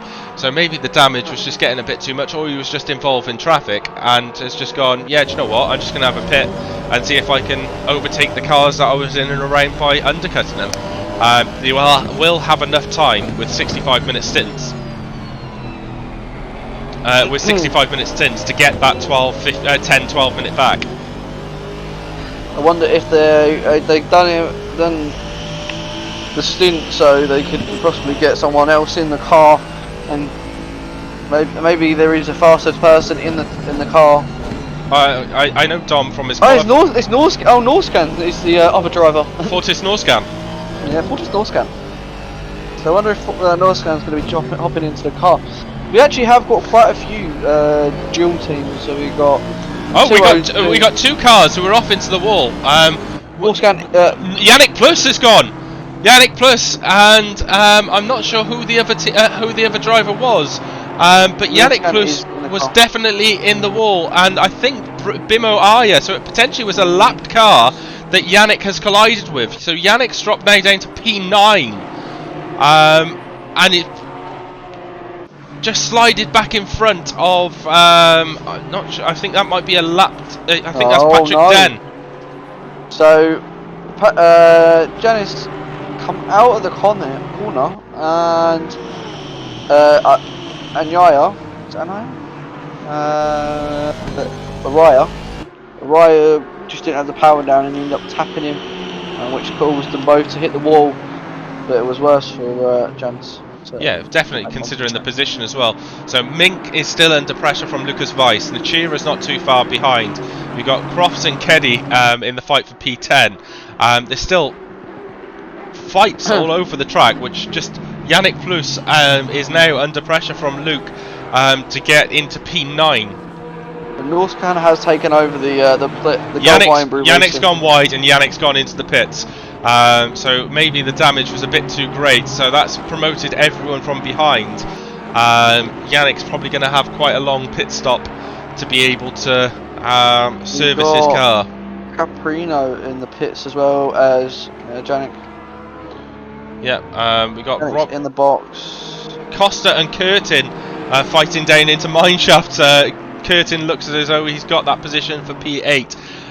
Mattia Nachira right on the rear, going side by side through Sunset. Round the outside he goes. Is he going to make it stick into the braking zone? Mattia Nachira side by side. There's a Rizzler paper between the two cars. Nachira moves up to P5. That was an excellent move. Balls of steel, to be honest, and a lot of trust of Lucas not to make a mistake. That was a fantastic pass by Mattia. Crofts, Keddy and Gasolina still going on. Oh, what's happened to Nachira? Nachira's potentially made a mistake and has dropped back into 6th. So he's made the move on Lucas and then has given the position back. So first scheduled stops are going to be happening in the next 10-15 minutes. Let's have a look. Pit stops. So P21 up so far haven't made a stop. And Chris points out quite rightly in the chat that the last time I raced around here, I was in fighting for last position. Nachira outbraked himself on the top of the hill, so he made that move, and then made a mistake, which is unfortunate. So Luke, Keddy and Gasolina 9th, 10th and 11th.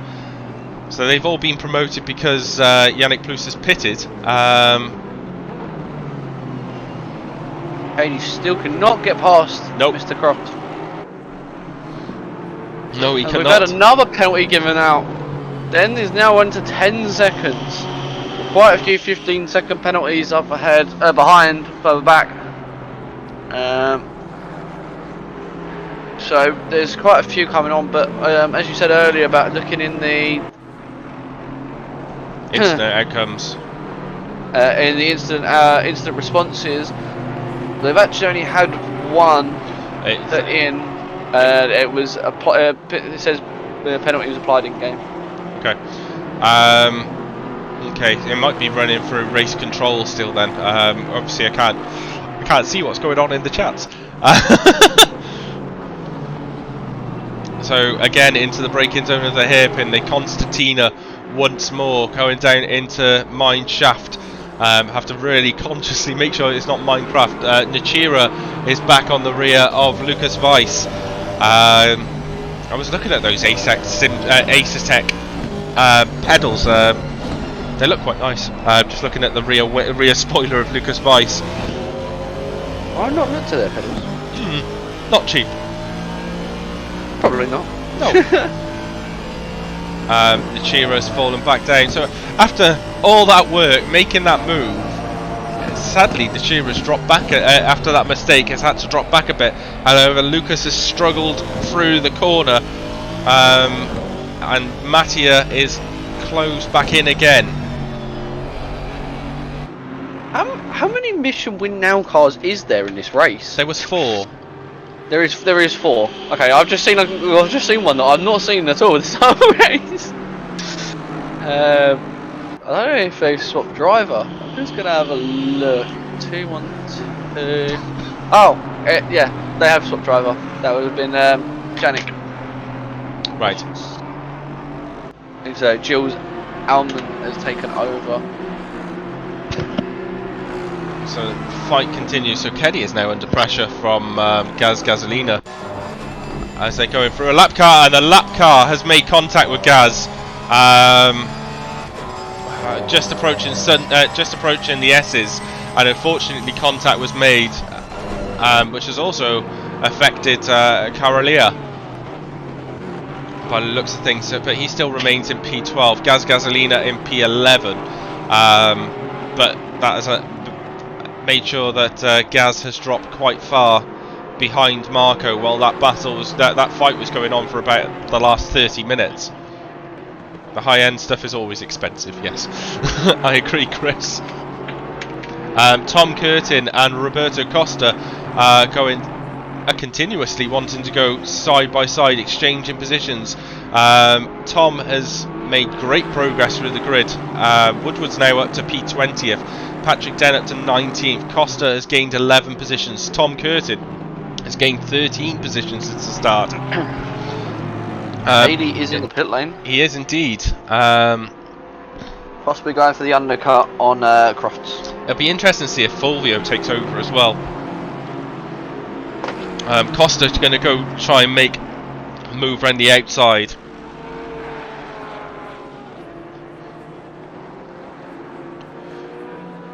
I'm just keeping an eye on Mr. Cady, see when that car drops and see if the name changes. Meanwhile, Goltsev is all over the back of Ben Eck as well. Yes, they've done the driver swap. So Fulvio's now in command of the car. Fulvio is in command of the car. So maybe they're doing an hour on, hour off, hour on, hour off. There's got to be a 2 half-an-hour split, or one of them will have to do an extra hour driving. Yeah. Which will probably end up being Cady doing the final hour. Well, probably not. It'll probably be Fulvio, unless Fulvio's going out. He sometimes says he can't do the end of the race because he's going out somewhere. But closing in, Benek. Dalgard is into the pit lane as well. Who is? Sorry. Dalgard. Martin Dalgard. Right. 365. So Robbie is still in the last position. He is. I can't even see how far the gap is to the car in front. Maybe it's laps, but he's just been lapped by a Mission Spinow Racing. So Fulvio now is right behind Neil Woodward. So interested if Caddy's popped into the other chat and said, "Get out of our way." I will just have a quick tab to see if that is the case. I don't think it is. Nope, they are still in the chat. Yeah, so Christian Romano has dived into the pits as well, so that's going to be some damage which needs to be fixed as well. You got Lucas Weiss, so Mattia has managed to get back past Lucas Weiss, so he's back into 15th, and Jan Barth says, nice overtake, Tom. So Rui Costa and Tom Curtin in 15th and 16th. Costa, I keep thinking that says Roberto Carlos, but it's Roberto Costa. Costa's going to try Roberto Carlos. Yeah. Oh, anything for any TV coverage for Roberto Carlos at the moment. I think he ended up playing for some non-league team or some pub team, didn't he? Probably. Just footballer, what do you expect? So Do anything. Costa is going to go for the inside line down into Sunset. Oh, yes, Tom manages to keep the position. He still has the inside line, which he manages to retain the position. So he is P15. There is Patrick Den very close behind. DiPolito and Woodward. Woody's not giving up that position easily. DiPolito has a little bit of a trip to the grass going down the S's. Costa and Curtin still exchanging positions. Eck had a bit of a yellow flag, which has allowed Goltsev to come through. So Goltsev moves up to P12. Eck is in 13th. Let's have a see if we can go for any prediction. So the driver stint time, so the maximum that these guys can go out, carry on going, is another 6 minutes left until they have to stop.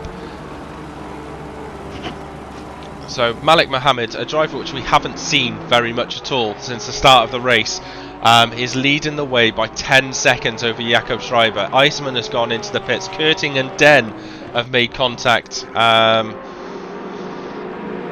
Kurting's in P16. Den is just behind, just 7/10 of a second. Then we've got Woodward 5.6 seconds behind. It looks as though we've got some moves going on to Patrick Den. Is that just behind? Let's have a look. Yes, it was. He went a little bit deep, but I think he was also trying to let Lucas Weiss go through. Let's have a look. Was that Lucas? Yeah. No, it wasn't. It must have been another team with a very similar livery. Who's that? Fighting with near Patrick, just in front of Patrick Den. That is Jonas Baggersgaard, who is in P33. So he's in the process of unlapping himself. Spillino and Eisman have gone into the pits. Christoph and Gasolina have also gone into the pits in the front of the grid. So let's have a quick check and see if we can see how long these pit stops are lasting. Last stop lamps. Oh, Fabian Krana has gone off. Just seen that. Just trying to find the KD car. I swear I've just gone through like the whole grid just to find his car. So DiPolito's in P18, so he has managed to get past Woodward. Not sure if that move was an easy move or not. At the front of the grid, everyone's separated by a good couple of seconds at the moment. We've just finished. In the pits? So yeah, so we've got Christoph, Gasolina, Costa, all in the pits at the moment. Looks like a quick stop here is about 58 seconds is the fastest stop so far. Alaman had 66.8. DiPolito, Keddy's team, Saturn 5 team, was a 60-second time. So it'll be interesting to see what time Luke Croft managed to complete it in. So Benek is now right on the back of Goltsev in P10. Luke Croft should be making the pit stop soon. Yeah, Volkov's in the lap. pits. Malik Mohammed, our race leader, is also in the pits as well. So Benek and Goltsev are fighting for P10 at the moment. Chris has jumped into the number 2 car. Sorry? Chris has just jumped into number 2. Oh, right. So Mr. Gedman is taking over. So I assume Chika or Ian Thompson will be the third driver in. Tota. Tota's in. Oh, Saito's in oh, right. Okay, sorry. Wrong team. You're thinking of the wrong car. Yes. Tota's taken over the number 2. So we'll Martins has taken over the lead car. That stop was a 60.8 seconds. So they're going to fall into the grid potentially in P7. It's not looking good. 3 laps down now. Who are? Number 2. Me, my team. Yeah, your team. It's not gone well for you.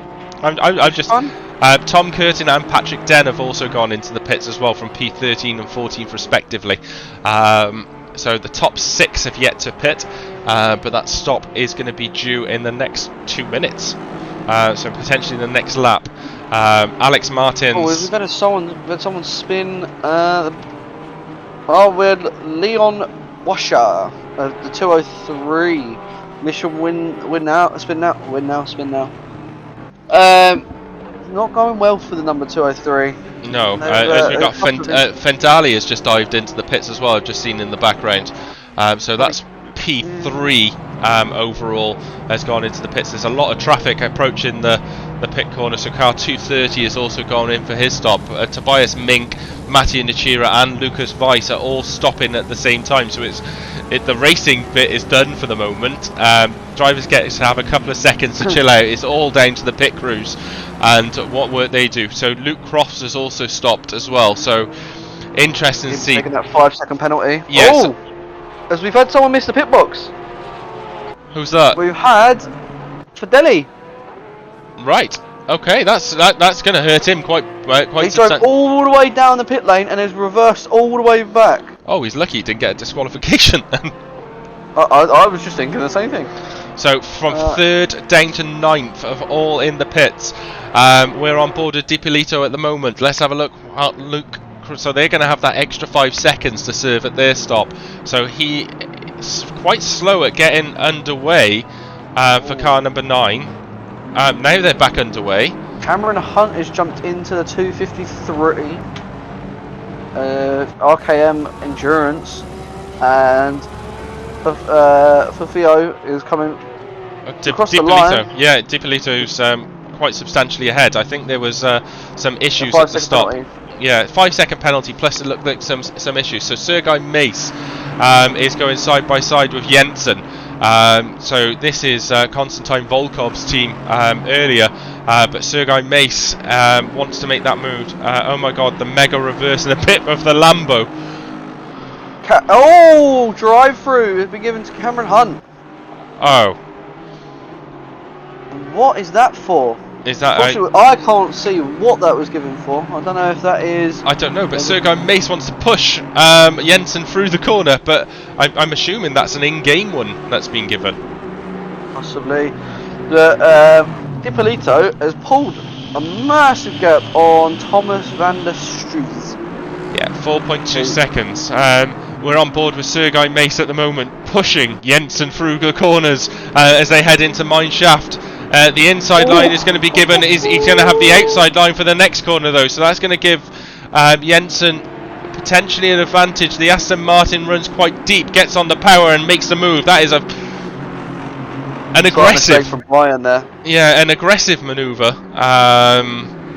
A very committed manoeuvre as well, to be fair, but that has brought him up into P5. We've got quite a few driver changes going on. So Alex Martin has taken over the lead car, Johnny Manoram has taken over in P2, Mattia Marchi in P3, Roy Svelson in P4.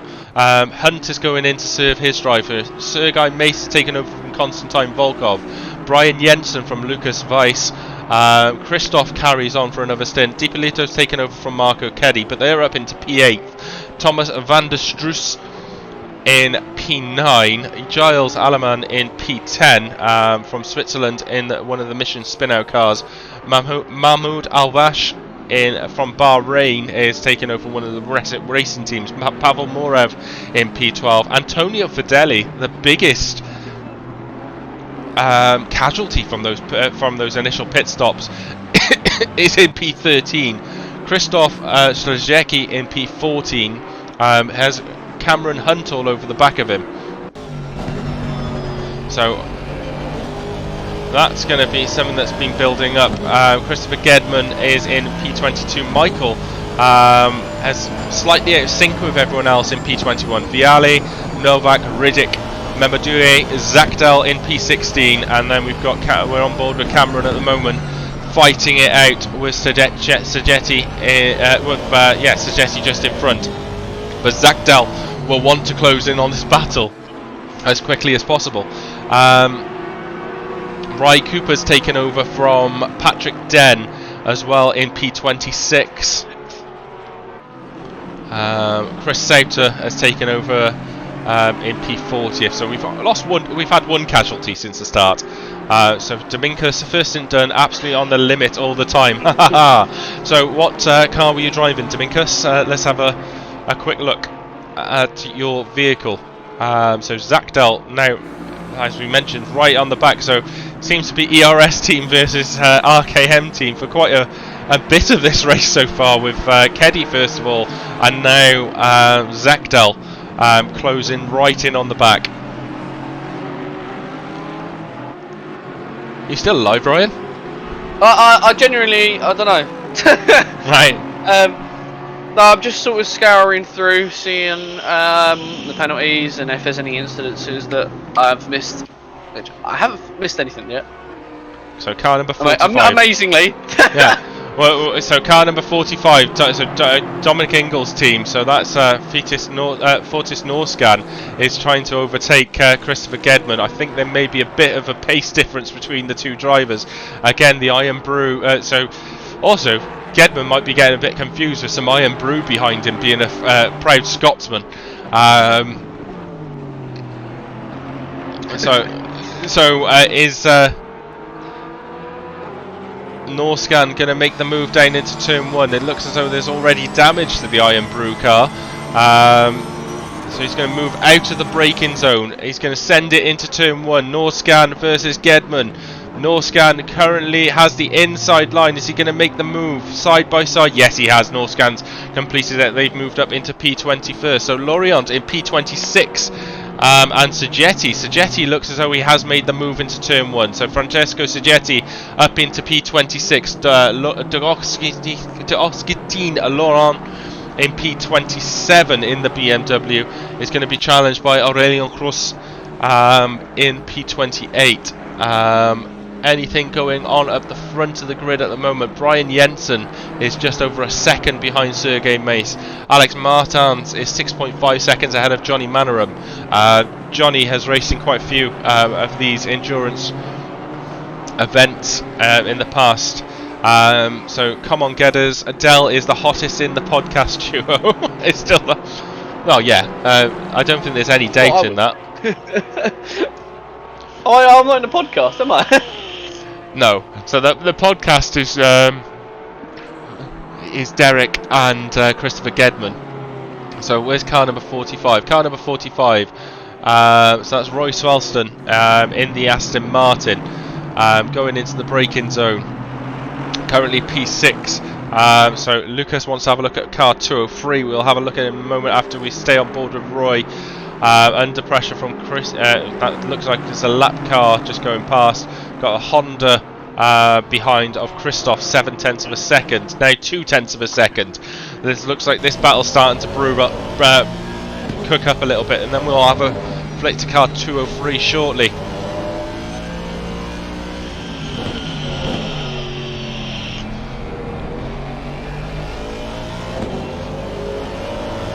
Fedeli's challenging Morev as well for P11. So that's disappointing for Fedeli.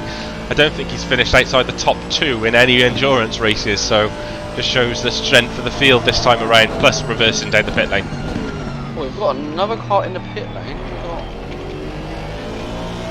Thomas van der Strees is in the pits. It looks like he's got some damage. I'm just going to quickly check on that. That was a nice clean move by Christoph as past Roy Sweeton.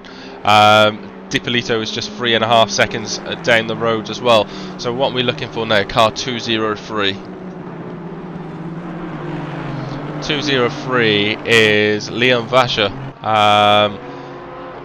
Again, Lucas, if I'm pronouncing his name incorrectly, I do apologise. Your teammates will be able to tell you that I can't pronounce any names. That is big contact for the Thomas van der Strees. Yeah, we're just on board with him now. Sunset, he went over the curb, and the curb just sent him into the wall at 140 kilometers. That's not gonna. Well, just saying that, I've just looked at the front of his car. He's got a very funny sticker on the front of his car. We'll try and have a look at that in a moment. So we're just on board with Pavel Morav going through the S's down the hill. We've got Findelli just behind him. So it's just 0.4 of a second. We've also got Novak and Viale fighting out for 17th and 18th respectively. So was unfortunate for Vidale. He was looking at, like, I think he was at top 3, top 3, top 4, and he missed that pit box. He's now dropped 8 places. Unfortunately. Let's see if he can close that back up. Yeah, well, he's got a long gap. Yeah, it's still 7 hours 45 minutes left of the race, so you would hope that he can bring this in. It also looks like I'm trying to figure out where is that. Marchi is taking over the pit now team, I think. Lap car gets out of the way quite sensibly. Morev goes into defensive mode. Vidali is going to go. No, I didn't want to go for that one. I didn't want to do that one. Vidali has made the move, and he's under pressure now. James Woods. Morev is under pressure from Sadecci. Contact is made, and Morev is. Oh, Cameron Hunt just goes through the dust. Morev is just coming back on the track in P15. Looks as though there was contact. I'm not sure if it was one of the back markers. Maybe David Monsu or David. Yeah, David Monsu. Miss Zachdow making the move on Cameron Hunt. So Zachdow, it was that caused by all the carnage that was in front, though. I'm sure double check. So Dipolito has moved up into P7 now, ahead of Roy Sweelson in P8. So that move, so Sweelson is lapping in the 45s, with the drivers around him are lapping in the 42s. I'm just going to get a guide for my pace later, as long as I can. If I can lap in the 45s, I might be okay. that move was made by that incident ahead. Just looking back at that looked to be a bit of a scary moment for who actually was involved in that. So Caddy says faster, and yo. How was your first stint, Marco? Enjoyable? And now he uses about 96 emojis.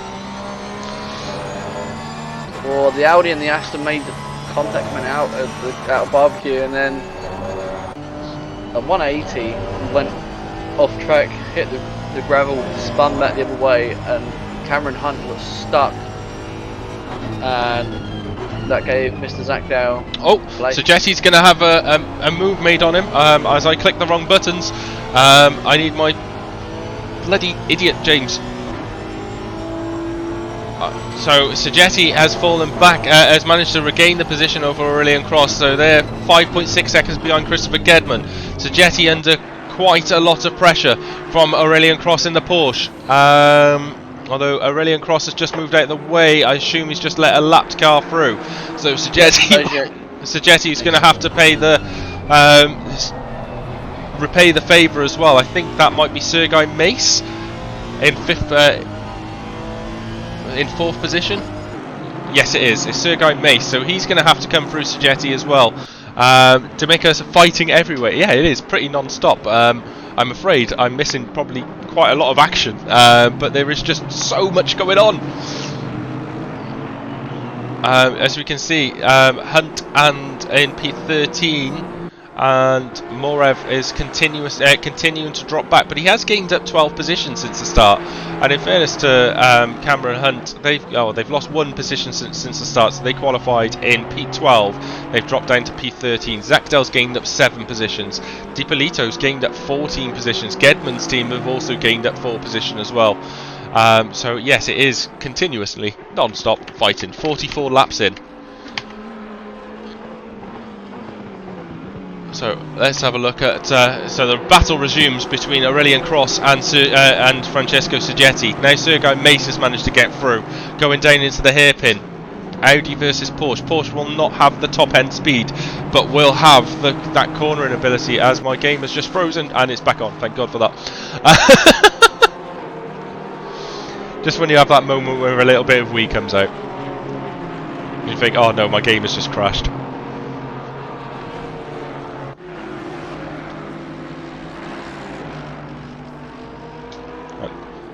So thanks for using the emojis in the chat. Oh, what's I saw Katie was spamming emojis, so I thought I'd join him. Yeah, we've dropped down from 18 degrees to 14 degrees in the shed, so that means the heating has to come back on. I was about to say, the track temperature is 34 degrees. Is that what you're on about? So the track temperature's only dropped by 1 degree since the start of the race. I'm not quite. So the time is 25 minutes past 3. So Novak is under pressure from Massimo Vialli in one of the suspicions.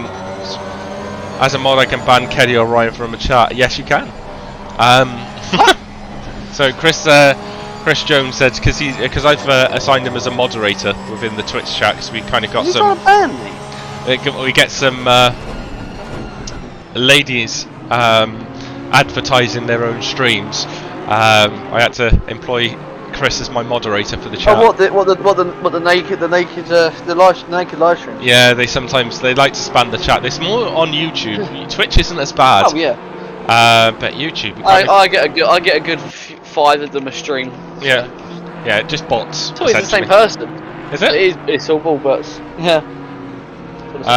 So Ry Cooper's looking pretty comfortable there in P20 first. Christopher Gedman is looking very, very uncomfortable in P20 second. He has a swarm of cars right behind him. Sergetti, Cross, looking to try and make the move. Remember, Sergetti and Cross are battling as well. Gedman takes the racing line. We've also got potentially a lap car behind as well. Sergetti's moved past him, but remember, Gedman doesn't necessarily have to move out of the way because it is 4 position, but long-term strategy and making sure you don't have any contact, you probably want to move out of the way. So Sergetti moves out of the slipstream. He's going to go down the inside. Chris is going to have to keep his line, although there was contact. There is more contact. Be careful. They got Brian Jensen who's in 5th place behind, and they're 3 wide. Yeah, barbecue. Just looking at the pace, so Gedman's doing 46s, everyone around him's doing 44s, 45s. So he's a little bit out of position. And I think a little bit of intelligence there would have probably just gone, yeah, I'm not going to fight him, I'm just going to hold my line, and then, yeah. We all know what Gedman's like. Well, I can understand why he wants to fight it. However, he's probably, and I'll say this very politely because I would probably be in the same situation if I was him. You have to employ a little bit of common sense and just get out of the bloody way. Oh yeah. You're not going to battle for these drives. All you're going to do is, well, you can see it's just causing a massive bottleneck in the grid. You've got 2 cars. And crash! Yeah, and Jensen's been. Brian Jensen was a lapped car, and was lapping Christopher Gedman. Yeah, he was. And I'm sorry, that was inevitable. And Chris has now spun out again, and has now met the wall in P25. So probably a good time if we move away from Chris. He's fallen down the grid. considerably. Severe fluffy bonnet syndrome on the front of that. He's now on the racing line. I can't. Oh. Oh no! Gandana. Duffner. Yeah, so Jan Duffner in 26th makes contact with the rear of Gedman, and you can see the steering wheel's just not pointing the right way. Yeah. So let's go with more positiveness. So Alex Martins in P1, 5 seconds in the lead. His pace currently is a 42.5. Johnny Manoram in P2 is lapping at a very similar place of a 42.5. However, the driver on the move at the moment is Mattia Marchi in P3, taking over from Mattia Nachira. They're lapping at 40. His fastest lap has been a 41.7. His last lap was a 41.7. Dominguez, unfortunately, my PC isn't very good, and I can't do replay straight away. And if I try and click on a replay, it will just freeze out the system. What replay do you want? No, well, you can't. Replay that from the 45. Yes, it's sad. I would love to be able to do replays, but sadly I can't. Johnny Monaghan had a little bit of a moment of contact. I've got an idea, but it would mean if you showing the Discord screen.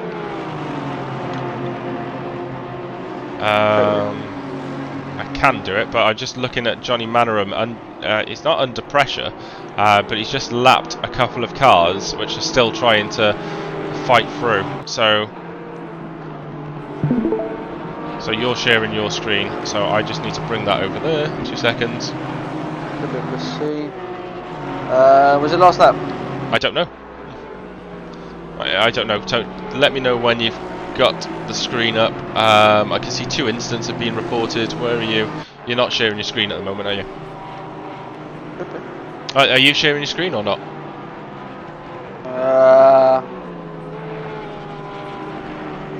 Okay. Not worth it. It was just a save after the Porsche shenanigans. So just looking at Johnny. Let's have a look. So Anthony, I don't think I can share my screen because I don't have roles. I don't have roles to be in here. where are you?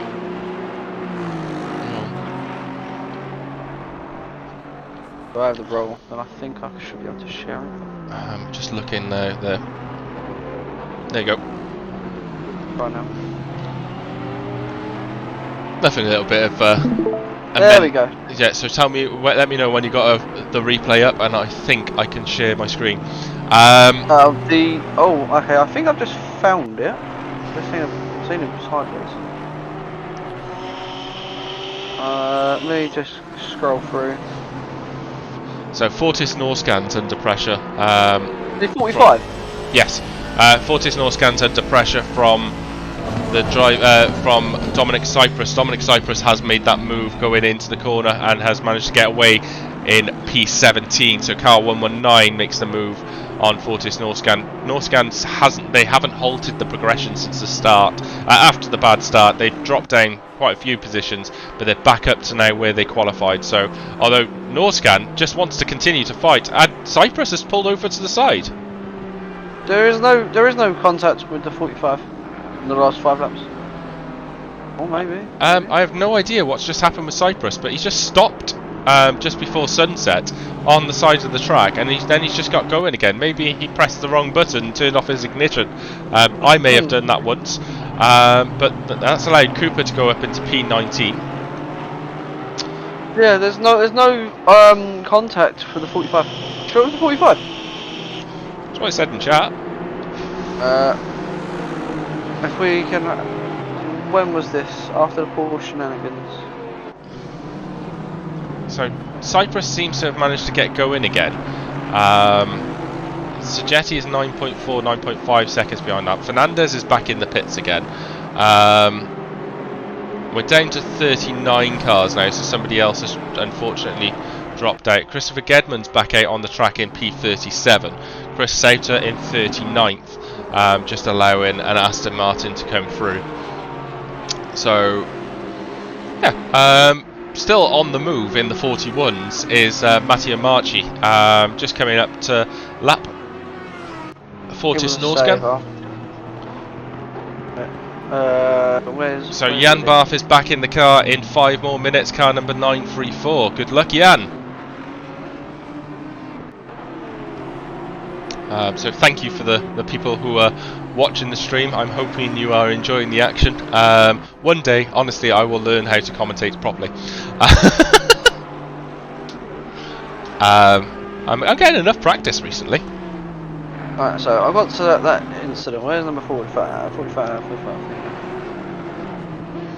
So Mattia Marchi, right on the back of Fortis Norscan, has made the move comfortably down before sunset. I think this might be a mine shaft incident. No, it wasn't. It was a bit further. It was before the S's. The corner before the S's, I think. Or if you find anything else interesting, let's just try and have a go and see if this works. Just looking to see if there's any other close fights. So Zachdell and Hunt are not too far away from each other in 12th and 13th, as they're heading. I can't find. Okay. Oh, it's fine. We'll just have a look. What they're on about? Have a look for the next interesting thing. I want to see if this works, to be honest. We should do. I mean, I could get the replay of what happened between the 999 and the Aston. Yeah, let me know when you got it up. So Sergetti and Cruz are fighting it out still for P20 first and P20 second. You got Fulvio Di Polito has managed to get in the middle. So yeah, let me know when you've got your thing up. Yeah, need to try and figure out how you make it.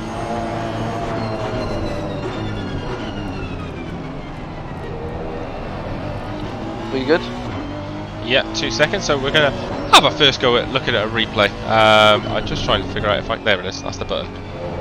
So if I press this, everyone should be able to see your screen now. So if you want to press play, yeah, you can see just the Aston Martin just clipped the rear, just having such a greater acceleration, and then. I think that was a 144 that caused that incident to happen. But I can't find the issue with the 45.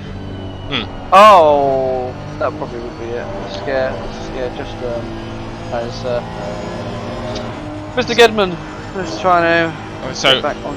Christopher Gedman just has taken over the car and has caused. Well, I think I wouldn't say he's caused. I think the pace difference potentially caused some contact with some cars.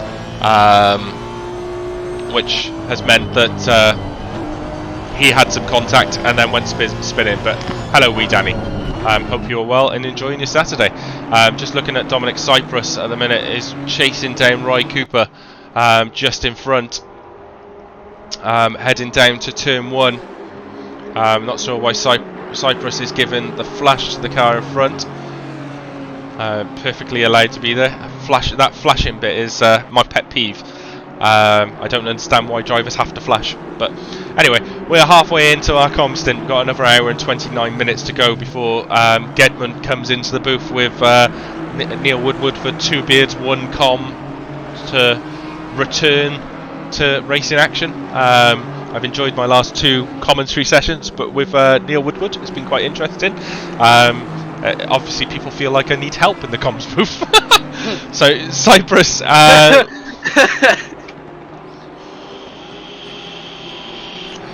Thought Cyprus was going to make the move, but then he decides to back out of it. Cameron Hunt and Zachdell still fighting it out in P12 and 13.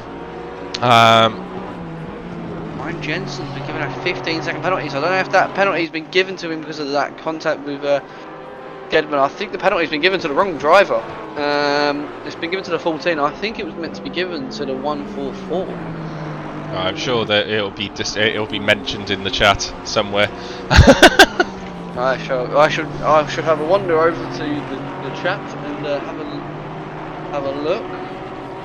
Watching. Yeah, I completely agree with you, Danny. I don't mind if you are being lapped and the driver approaching you is flashing to say, listen, I'm coming. When it's for position, then it's unsportsmanlike behaviour where you're just trying to distract the driver in front, as far as I can think of it. If there's contact being made, and you want to let them know that you're not entirely impressed with it, then that's fair as well. But intentionally doing it to distract the other driver, nah, it's not a very happy thing, I don't think. So Sagetti and Sagetti's not the one I want to look at. It's Cyprus versus Rye Cooper, which is probably the place where we want to be. Chris just had a massive accident, had to pit. Yes, he did. I was trying to describe eloquently of whose fault I think it was. Just looking down. I think Mr. Sosa is close on the lap. So again, Cyprus is flashing Rye Cooper. It just seems like it's pretty much every braking zone. I don't think it's damage to the front of the Honda. I generally think, as he goes for full send mode, and he has made the move, but that was very, very, very, very aggressive. And it was lucky that, to be honest, Rye's raced in the league in FRL a couple of times. He's lucky he's quite an intelligent driver and just went, nah, do you know what? I'm just going to let you go and hope you overshoot it. But still, he wants to challenge for that position back, which he's going to try and do. Or maybe even Cooper's just thinking of the long run of, if I let you go, you're going to eventually make contact. There was contact, was there? Okay. Where was contact? So, just on the last lap, Cyprus made a pass on Rye Cooper for 20th position. If you want to try and have a look at that, that would be good to see. Just kind of made the move about 3/4 of the way the lap through. At the hairpin, went on full send mode. So, Norscan and Novak fighting for P16. My 7 camera's not working, so... That's fine. So, Fortis Norscan's moved up into P16 ahead of Manuel Novak in P17. Cross and Sagetti continuing their relationship. Rye Cooper just moved out of the way because he knew that he was coming. Yeah, so, have you got that up on your screen at the moment? Yeah, tell me when. Let's go. Ready? Go. There we go. See it on the screen now. So you're just on board with Rye Cooper, heading towards their hairpin, and look, it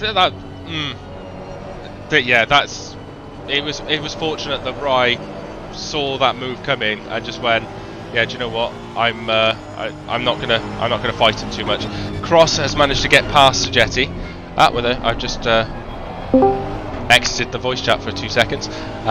So you should. I was like, ding, ding. Yeah. I was like, oh no, he's gone. Yeah, press the wrong button. So Sagetti has. So we're looking at the wrong. So Cross has managed to get past Sagetti. Cross is now up to P21 in the Wild Things Racing team.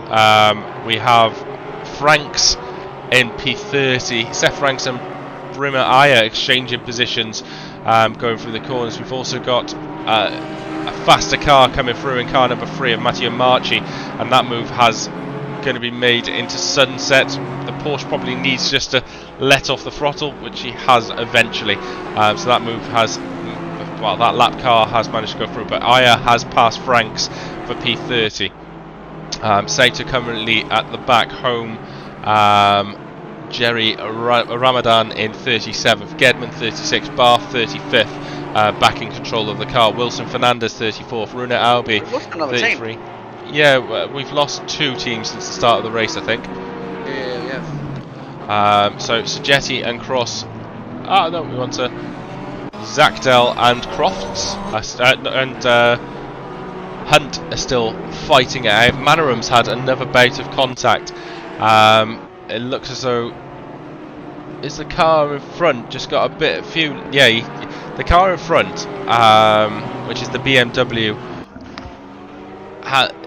is a lap car, but it definitely seems to appear to have some connection issues, which is potentially instigating some of the contact. I'm not sure which team that is. Yeah, it's Ferdi Jerry Ramadan.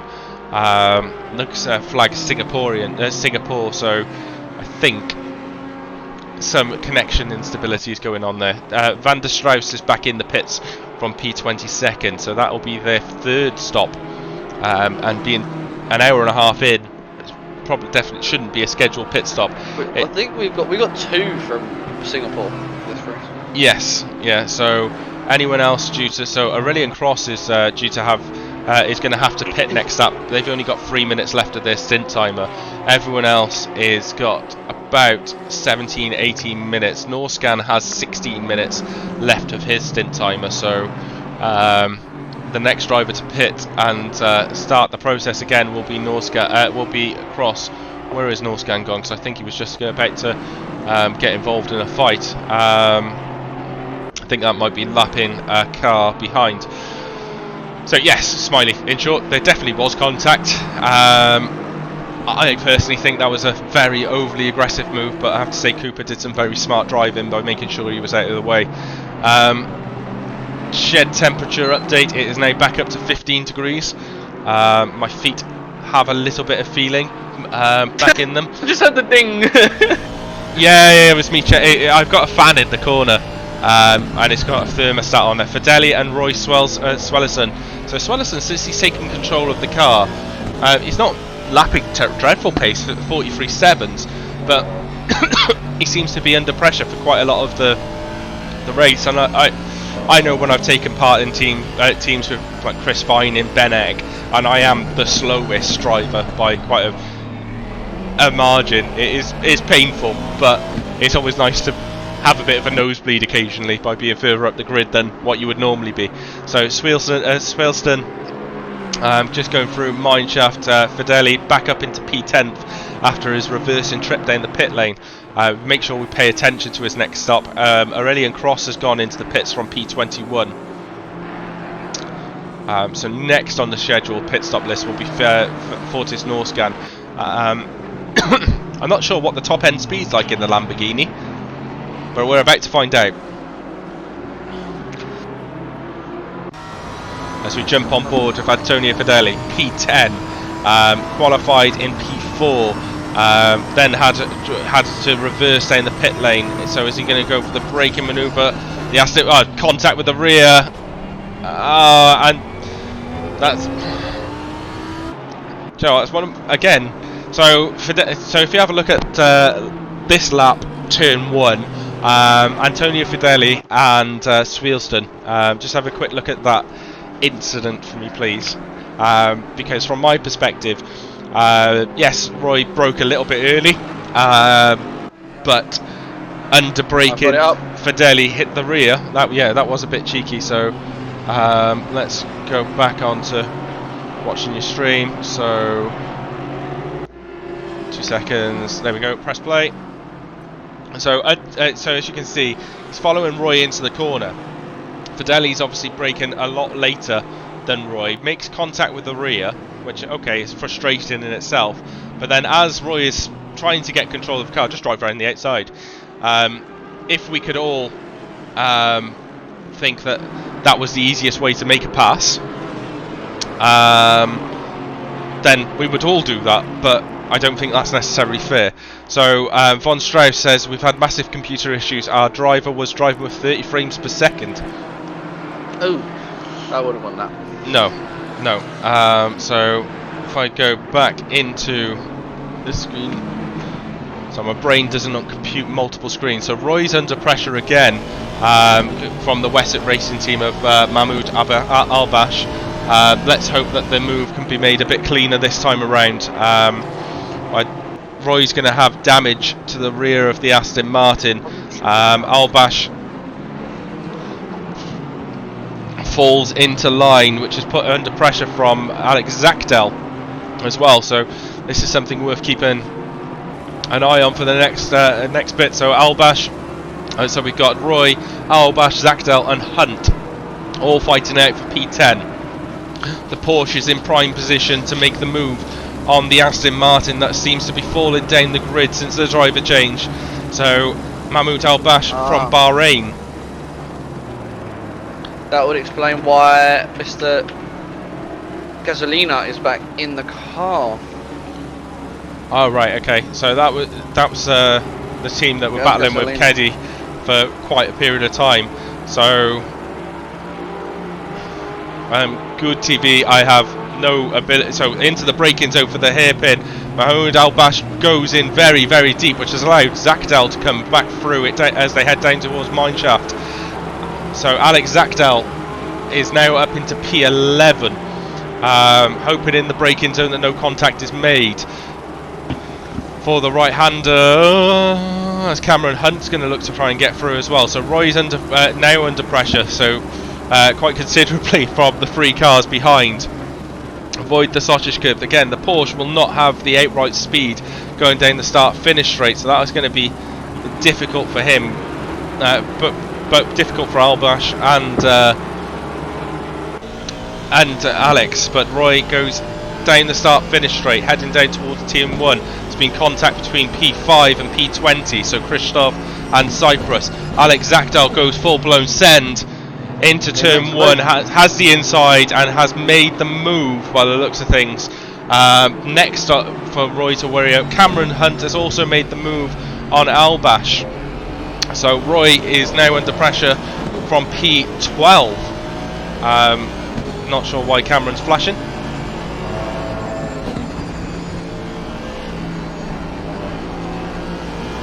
Going through sunset into the braking zone. I'm anticipating this move to potentially be made at the hairpin. Roy's struggling to get on the power, or not confident enough to get on the power into the S's, and Cameron has got the inside line, has made that move past. So Al-Bash will now attempt to make the move as well as soon as possible. We've got some lap cars closing in, I think. Oh, there was a back marker, sorry I missed that. Blocking. Okay. So Roy's under intense pressure. Cameron's already managed to pull a second gap in front. Oh, mind the rear end as Roy's gone quite deep into the corner. Al-Bash is going to make the move around the outside, and he has made that position. So he is now. Oh no! Al-Bash has gone off the track. Lucky he didn't turn back into the field. He has met the wall. So Al-Bash in P13 is currently facing the wrong way. Went quite deep into the corner, caught the grass, and then went spinning. So that's well, he's lost one position which he was about to gain, and probably quite a bit of damage for that Porsche as well. You still alive, Ryan? Yeah, I'm just making myself some food. Oh right, okay. Part-time comms, making food. Nice. I had 2 packets of onion rings before the race. I'm hoping it's 10-4 here in the UK. I'm hoping I'm going to get some food brought to me by my lovely wife at some point, but that remains to be seen. Just sitting in the chat thinking, do I feed him or not? I know they're at the museum today, but they'll come back eventually, I think. So we could just see a luxury to that yet. It's not a luxury. So AB and I think it was Monsu. Yeah, it's Davide Monsu. We're just in a bit of a fight. So the Italian job team are now in P30. Cyprus in P18 has made another. Has gone past Manuel Novak. Rai Cooper is still backing in amongst those. So Rai's going to try and make the move on the advisor team down into turn 1, which he's managed to do and has made it stick. So Rai is not letting Cyprus get away for any period of time after that interesting move into the hairpin, which we saw earlier. A nice healthy lunch. What are you making for lunch anyway, Ryan? I'll make myself a cheese sandwich.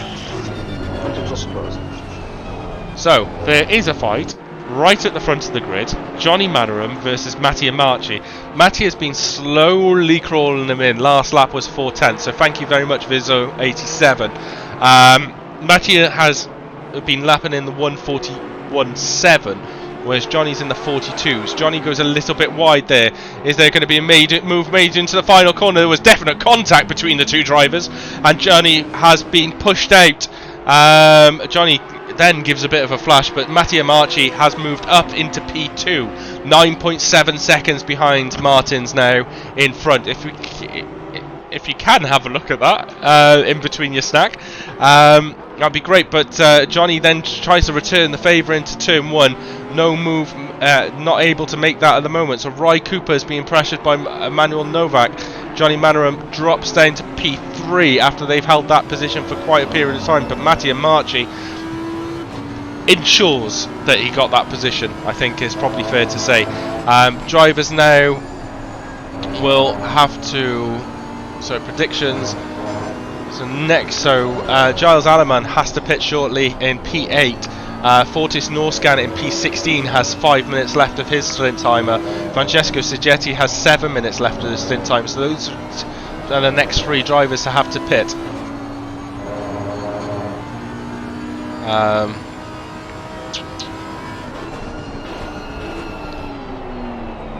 So Manaram isn't letting Mattia Marchi disappear and just go up the road at all. It wants to. So Chris Smiley's just ordered a KFC. What are you having from KFC? The world wants to know. I am back. So, what was it? The last lap? Last lap, Turn 1? final corner.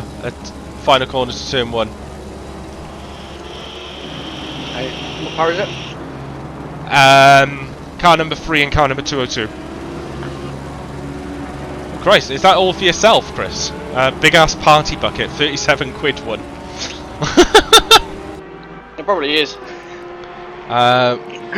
Mattia Marchi is in the Audi, has pulled away quite significantly from the Porsche down the start-finish straight. As we know already, the Porsche just has absolutely no top-end speed. Zach Dell still under pressure from Cameron Hunt behind. Ry Cooper and Cyprus. Where is Cyprus? So Cyprus is facing the wrong way at the final corner, and rather than holding his brakes, decides to drive into the path of the cars coming through. So he's now down into P20. He will have damage as well. All ready for you, mate. Okay, 2 seconds. Right, let's get you that on full screen. Ready, steady, go. So this is the fight now. As we can see, we've got Mattia Marchi going through past the sausage curb. Then as they approach the braking zone, he does put his nose there, and maybe Johnny turned in a little bit. I'm not sure what your opinion is of that. And then they go down the start-finish straight. Mattia Marchi has the position. Johnny gives a little bit of flash of disapproval. If we then go on board with Mattia, if you can, no, don't worry. And then Johnny then attempts to make the move, has to back out of it, and that's allowed Mattia Marchi to carry on with his race. Then we've got Dominic Cyprus, who's had that spin at the final corner. So stop watching that. So it's not great. Asking me to do more than 1 or 2 things is not great. So Bruno Aya is under pressure from Rune Arby. Vasha has also managed to get past into P26. We've got car number 182 and 25 both in the pits. I've got Dominic's incident up. Yeah, okay. So let's have a look at what made Dominic turn round into the corner. So there we go. Back on board now with Dominic into the braking zone. Gets a bit squirrely. You can see Ryan Cooper just behind. I'm not sure if that was a lapped car or someone who's been lapped. I don't think this is. It was on the final corner, I think, Ryan. Final corner? Yeah. So he goes trying to make the move on the Advasha team. No, it's not this lap. It must have been another lap. Right, I'll get back to you once you've got managed to get it up. Cyprus seems a bit of a... I'm not going to say that. So Johnny Mannering and Marchi is still it's about 0.2 of a second. Alex Zachdel and Cameron Hunt fighting for P10. How is DiPolito doing? DiPolito is now into P6. So he's outshining Keddy at the moment. I'm sure you'll appreciate me saying that.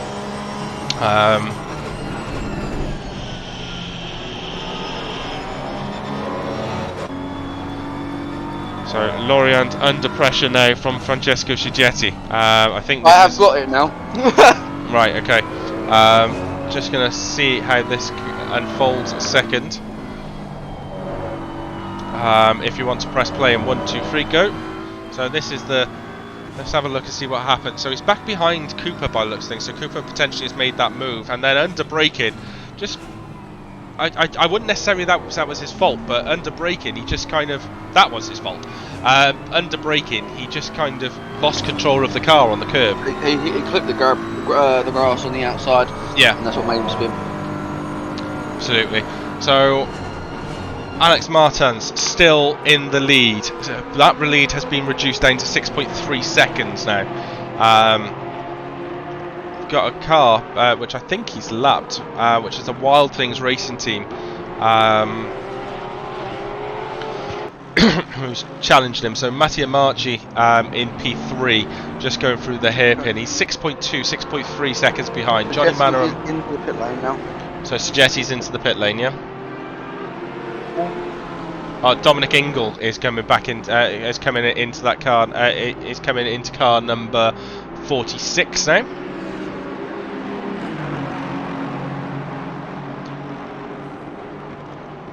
So that is their second stop done by the looks of things.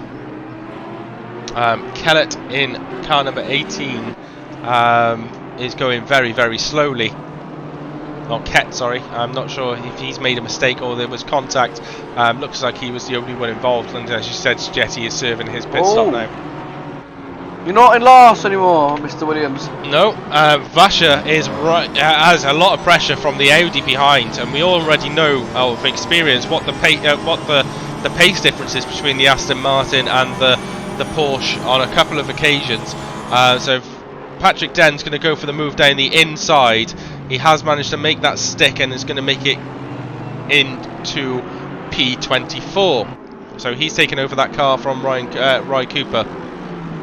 So, and we know Patrick, and we know the pace he can show. He's still under pressure from Leon Voscher, and going into Sunset, round the outside. Yeah, he's not going to make that move, I don't think. Fedeli has moved up to P8 now after going past Alaman in the pit stops. Just about to overtake a lap car. Yeah, the lap car just lets him through. So Fedeli now has 8.8 seconds to Jensen in front. So second round of pit stops will be happening very soon. They are already happening. Yeah, but well, the scheduled. I still think these are a result of the unscheduled pit stops, which are. Jules Alman is in the pit lane. Yeah, so up in the top 10. Yeah, so they had 45 seconds left of their stint. So again, I think they had to stop a little bit early, and they're just trying to claw the time back.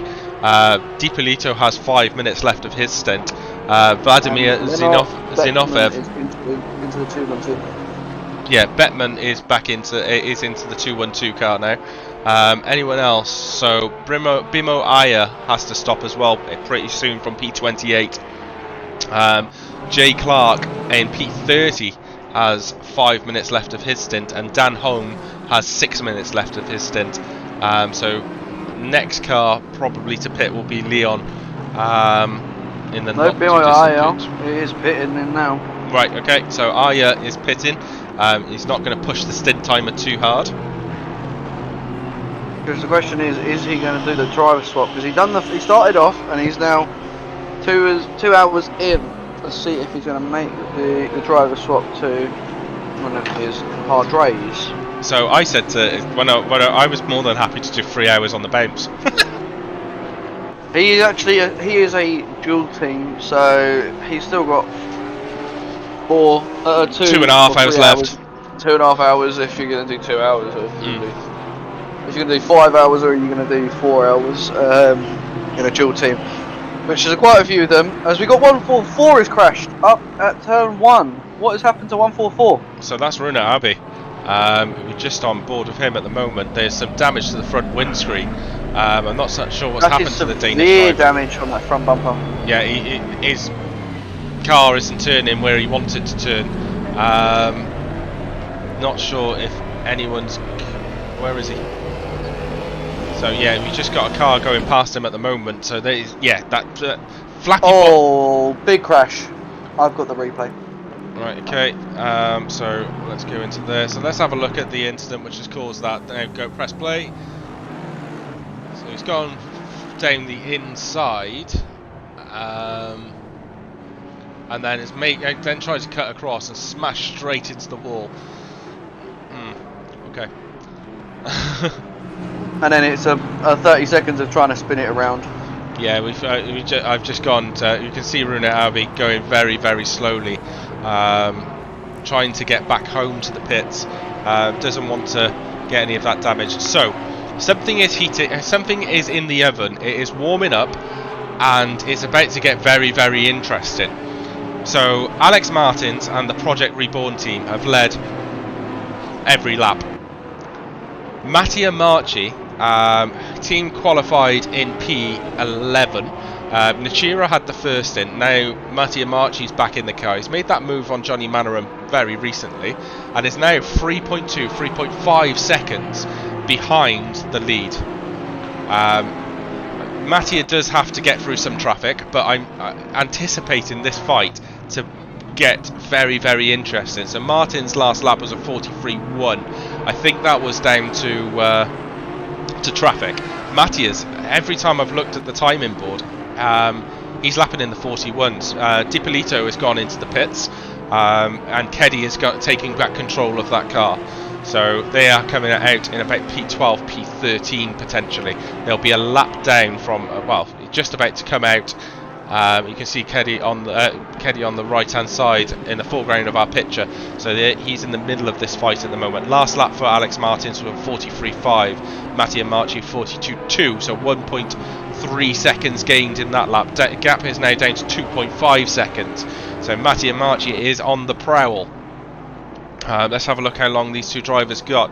So Mattia's got 10 more minutes left in the car. Alex Martins just has under 8 minutes. Johnny Manaram under 10 minutes as well, with Sergei Mace 8 minutes and Christoph 6 minutes. He's just made it back to the pit lane now, and it is not a happy bunny. That Aston is crying for help right now.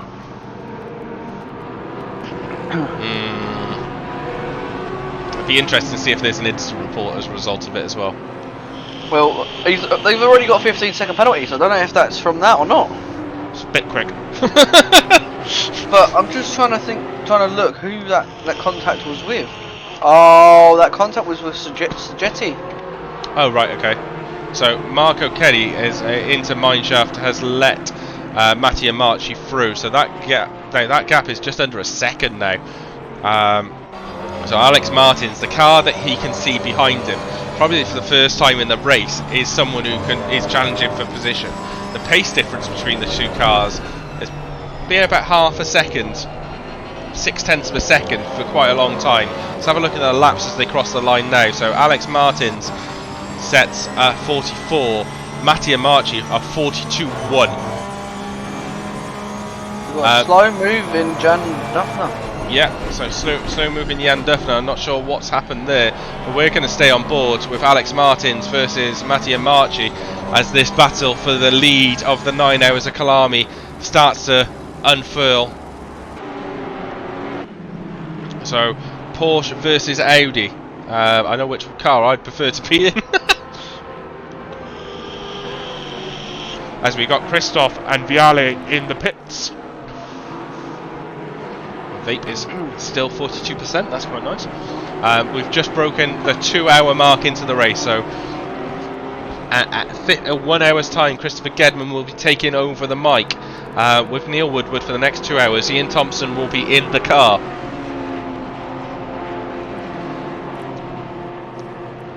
Alex Martin under pressure from Mattia Marchi.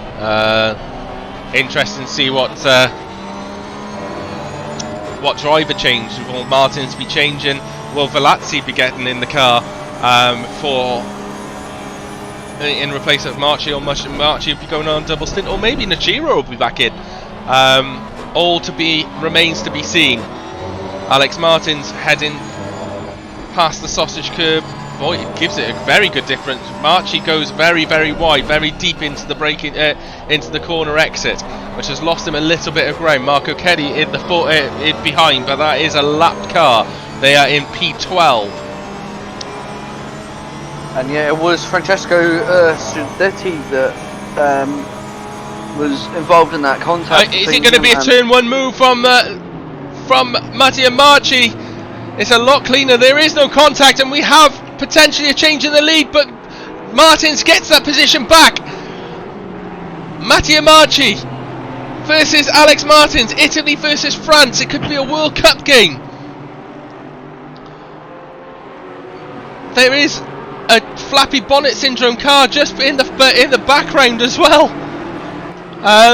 So that could add something else into the mix. So that's a lap car trying to unlap himself, but they need to remember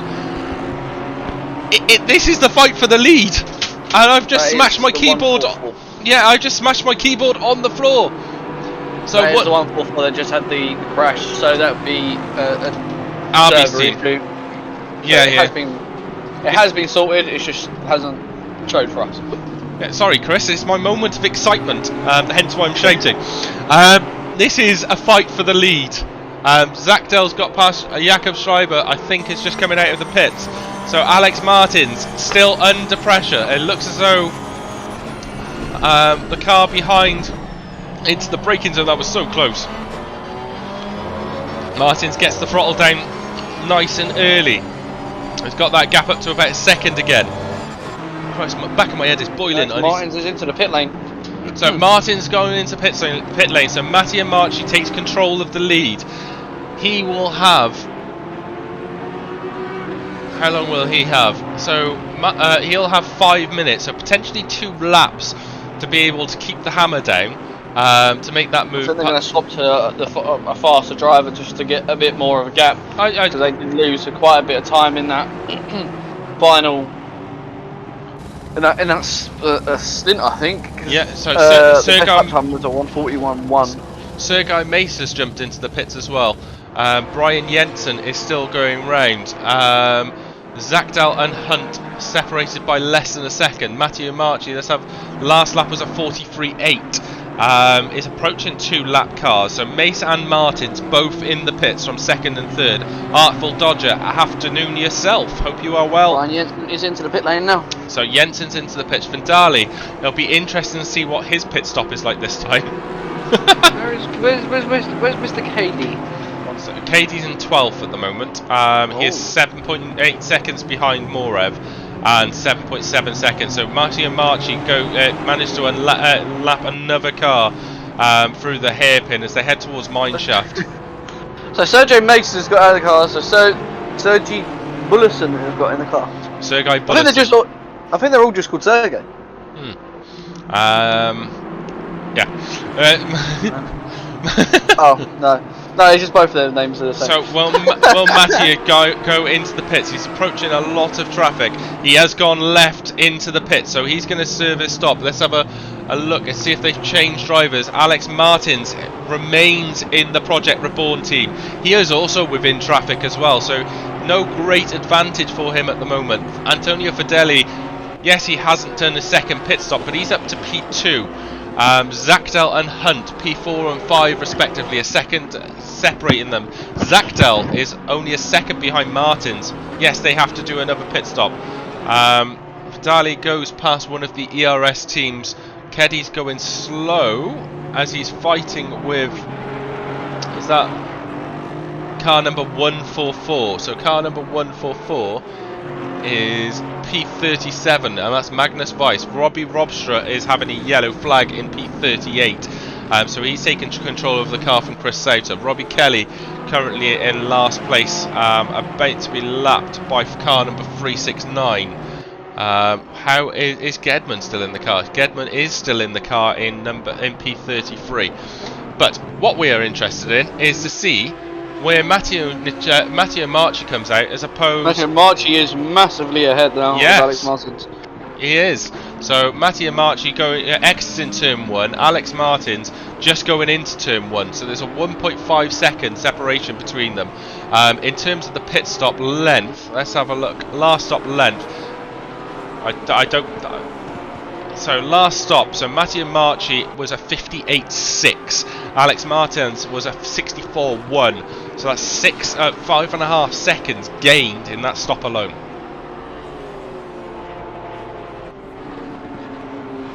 Alex Martins could have had damage. Yeah. So I just go to a world of my own then. I was just looking at the screen and just not talking. It's fine. So Marco Keddy has got. That's not good. Robbie Robster's into the wall.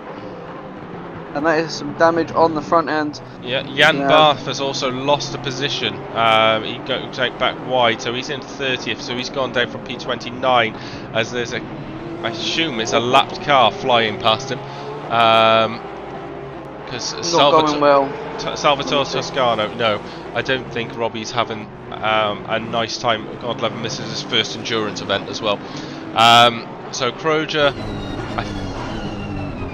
has got past. I think that was a lap car. So who else is very, very close? So Vandali is still going round. Let's have a look in terms of when he's going to have to pit. So he's going to have to. Oh, he's in the pits. He's managed to hit his pit box.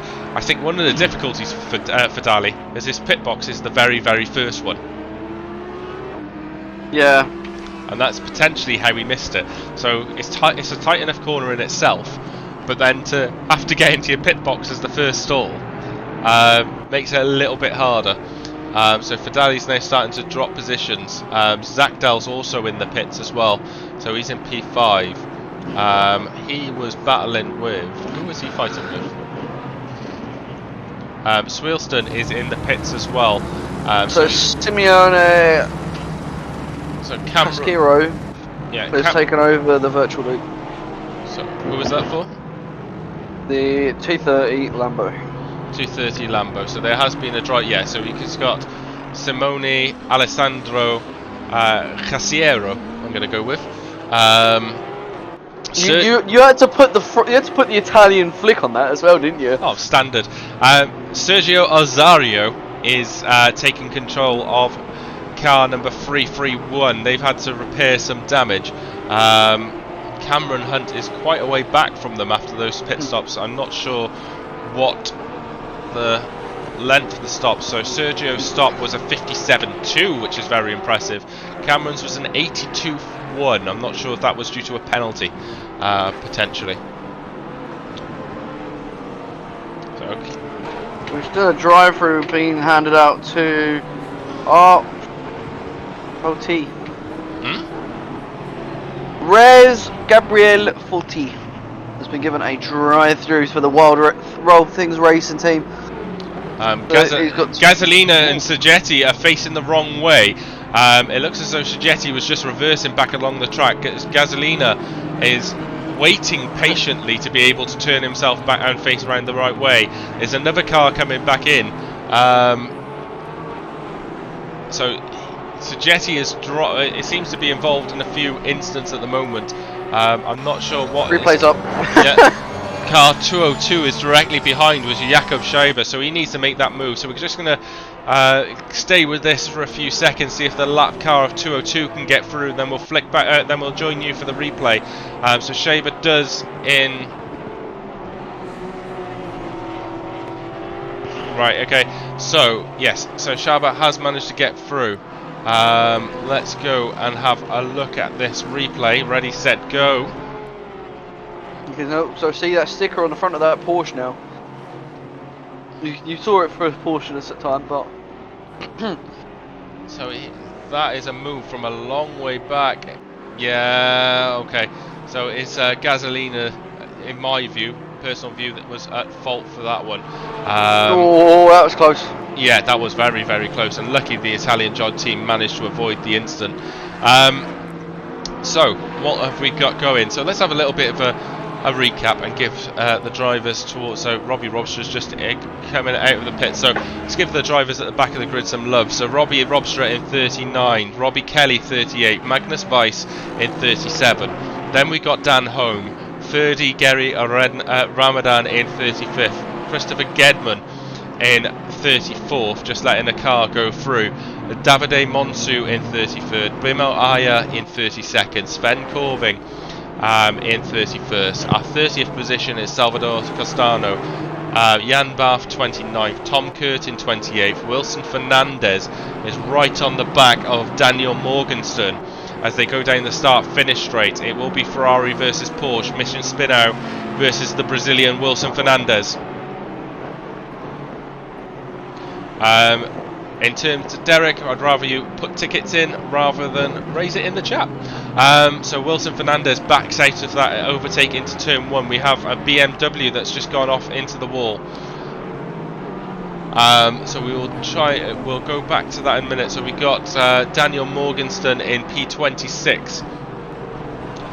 Francesco Scigetti in 25th has been involved in a few light bumps and bruises. Gasolina 24th. We got Jan Duffner trying to take Henrique Ferreira round the inside of Mineshaft. He looks as though he has got the move done, but into the braking zone as Jan Duffner backs out of that to try and get a bit more of a drive out of the corner. Jan Duffner backs out of it as they both go very, very wide into the final corner. It looks like Jan has got that position done over for P22. Great move from Jan. Christian Kroger in 21st. Michele Moltolkin in 20th position. Patrick Den's done very well to get himself and Cooper have got up to P19. Voltaire in 18th.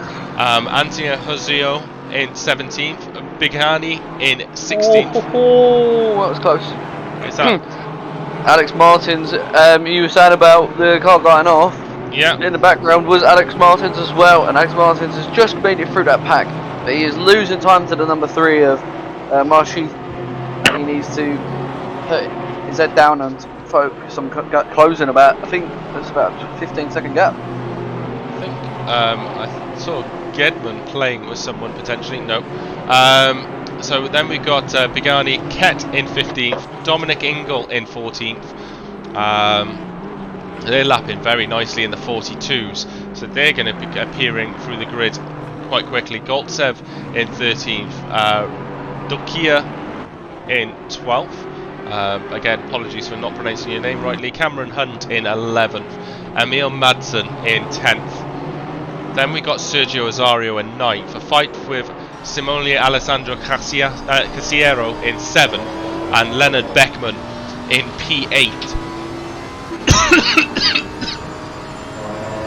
Oh, sorry, my throat is very dry.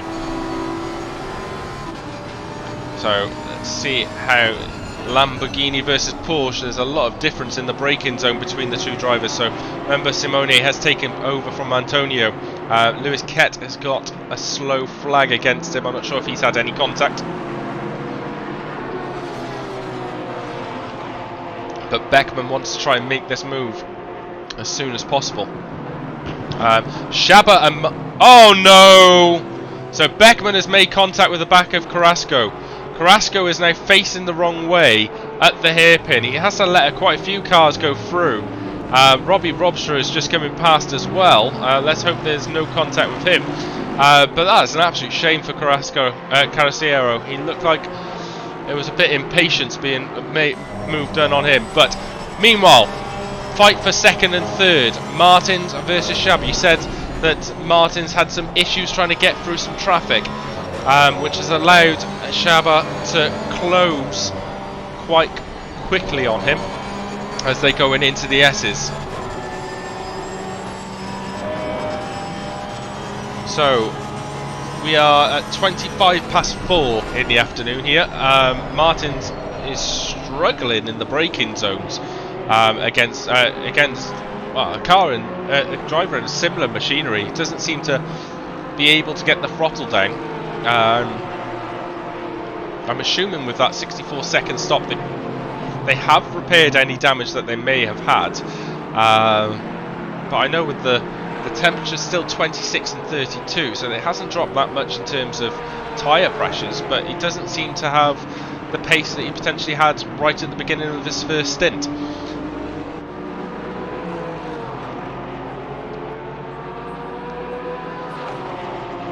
So Martin's last lap was a 42.2. Shava's last lap was a 42.3.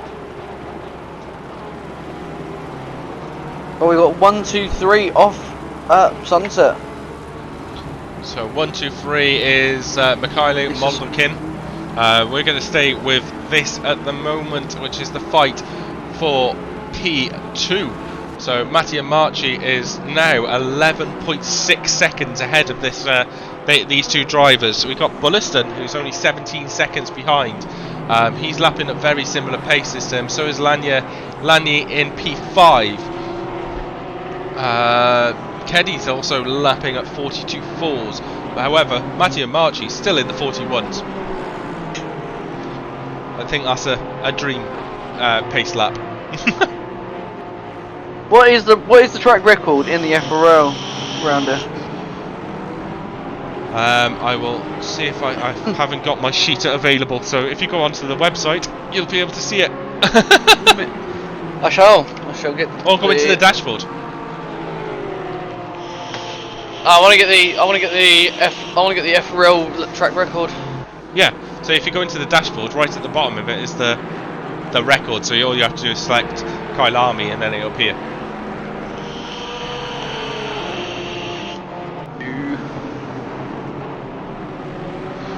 So Shava and Martins continue to go for another lap.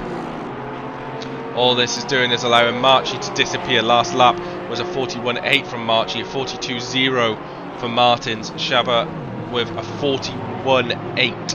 And is he going to make the move down the inside into turn 1? I don't think there was enough room to make that one stick. I was hoping that Martins has outbraked himself. The fight will continue for another lap, I think. Unless a mistake is made. The track record for Kyalami is a 140.8 by Katie.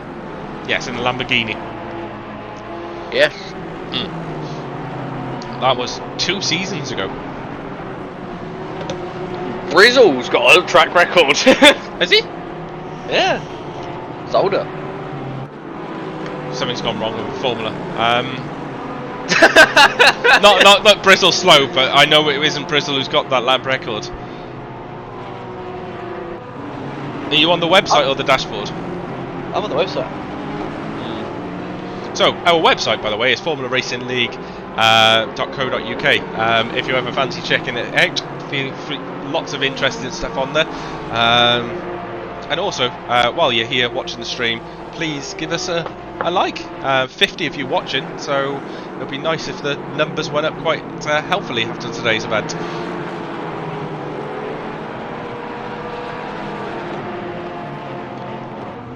So, a lap car moves out of the way. I think that was Kelly just in front, as the fight will go down to turn 1 once again.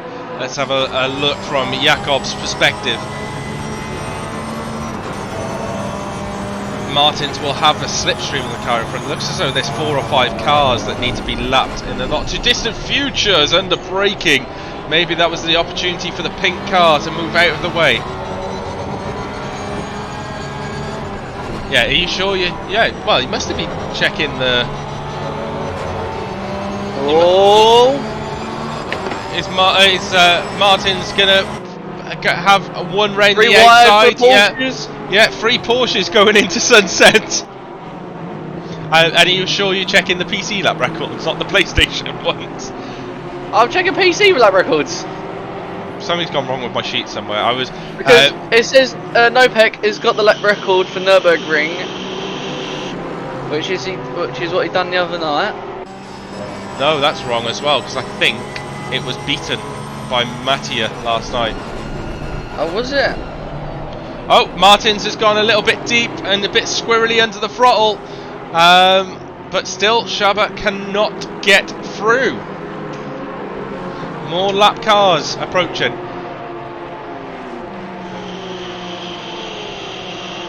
So I did something in the week to try and automate the lap records. And I think I might need to revisit it. By the side of things. Zolder's always a funny one for us. Because I think... I don't think Mr. Oh, he's going to make it into the final corner, and Shaba's got second place from Martins. Martins going to want to challenge going down the start-finish straight into the slipstream over to the left-hand side of the track. Shaba's going to move to the middle, trying to fend the middle, whereas Martins goes around the outside, trying to get the throttle on a little bit earlier. I got a bit shouty again. I'm sorry if I've burst anyone's eardrums.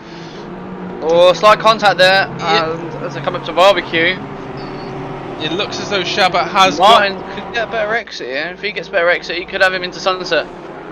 Yeah, he's going to try and go They're round side the by outside. side? Yeah, they're side by side. He's carrying more speed. Oh! He will have the inside line into the braking zone here. He doesn't go full send mode, but then you've got the S's. Shaba goes defensive. What's going to put the cat amongst the pigeons for this battle is the cars that are in front. The lap cars. I think that's going to potentially cause some confusion. You'd hope that the drivers are going to be predictable and follow the instructions and moving off the racing line to allow them pass. This would be an ideal opportunity, but if they're also fighting for position, they're going to be like, nah, I want to carry on. Into the braking zone. Shaba still has P2. Whilst this has been going on, You're yawning? I am yawning. Machi is pulling a gap. He's now 15 seconds in the lead. Yeah, he's disappearing. He slowed down a little bit actually. 45, just going a little bit deep, letting Jacob and Alex. Martin's through. Yeah, Martin's is struggling to get the pace past the Aston Martin, but under braking, yeah, he's just moved straight in front of him to make sure he can brake on the racing line. But that gap is now half a second between Shaba and Martins in P3.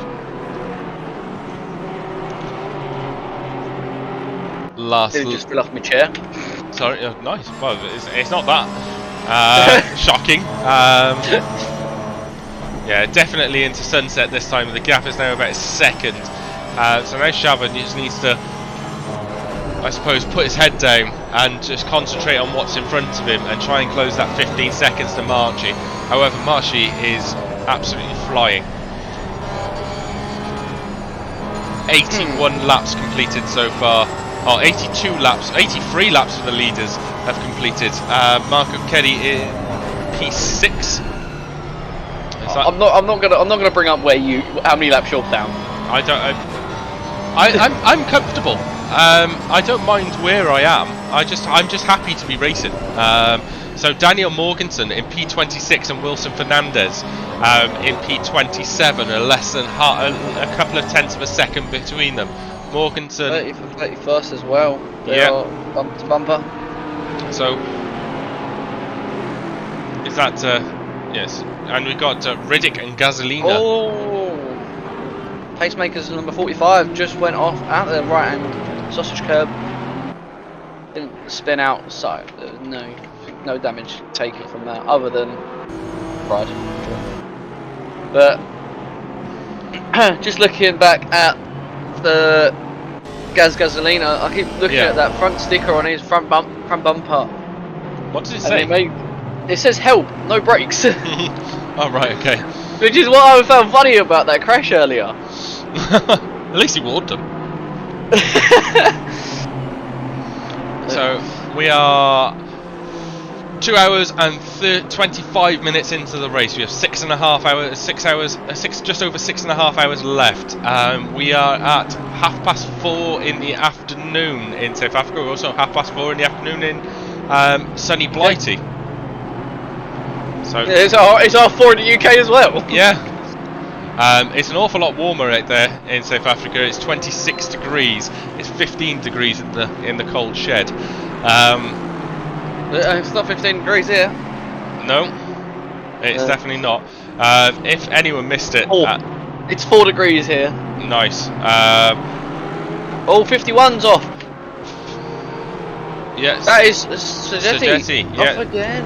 Sagetti's off again. It doesn't look as though any of the cars were involved in that one. I shall get the replay to have a look at what happened to Mr. Sagetti. So Robbie Robstra currently on lap 79. So he is not showing how far he is behind Robbie Kelly. Oh. Just jumping over the curb and lost the back end. Okay, so it's a fight for P4 for Bulliston and Lagny. Lagny last lap, Bulliston's last lap was a 48.8, so I'm assuming something went wrong as they go into the braking zone, whereas Lagny's last lap was a 41.9.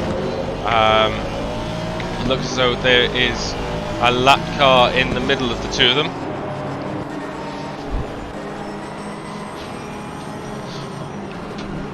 Which is the Porsche of... It's not going to be made this time, so Bulliston still has P4. Martins is making a bit of a recovery on Jakob Scheiber. 0.2 of a second quicker last lap.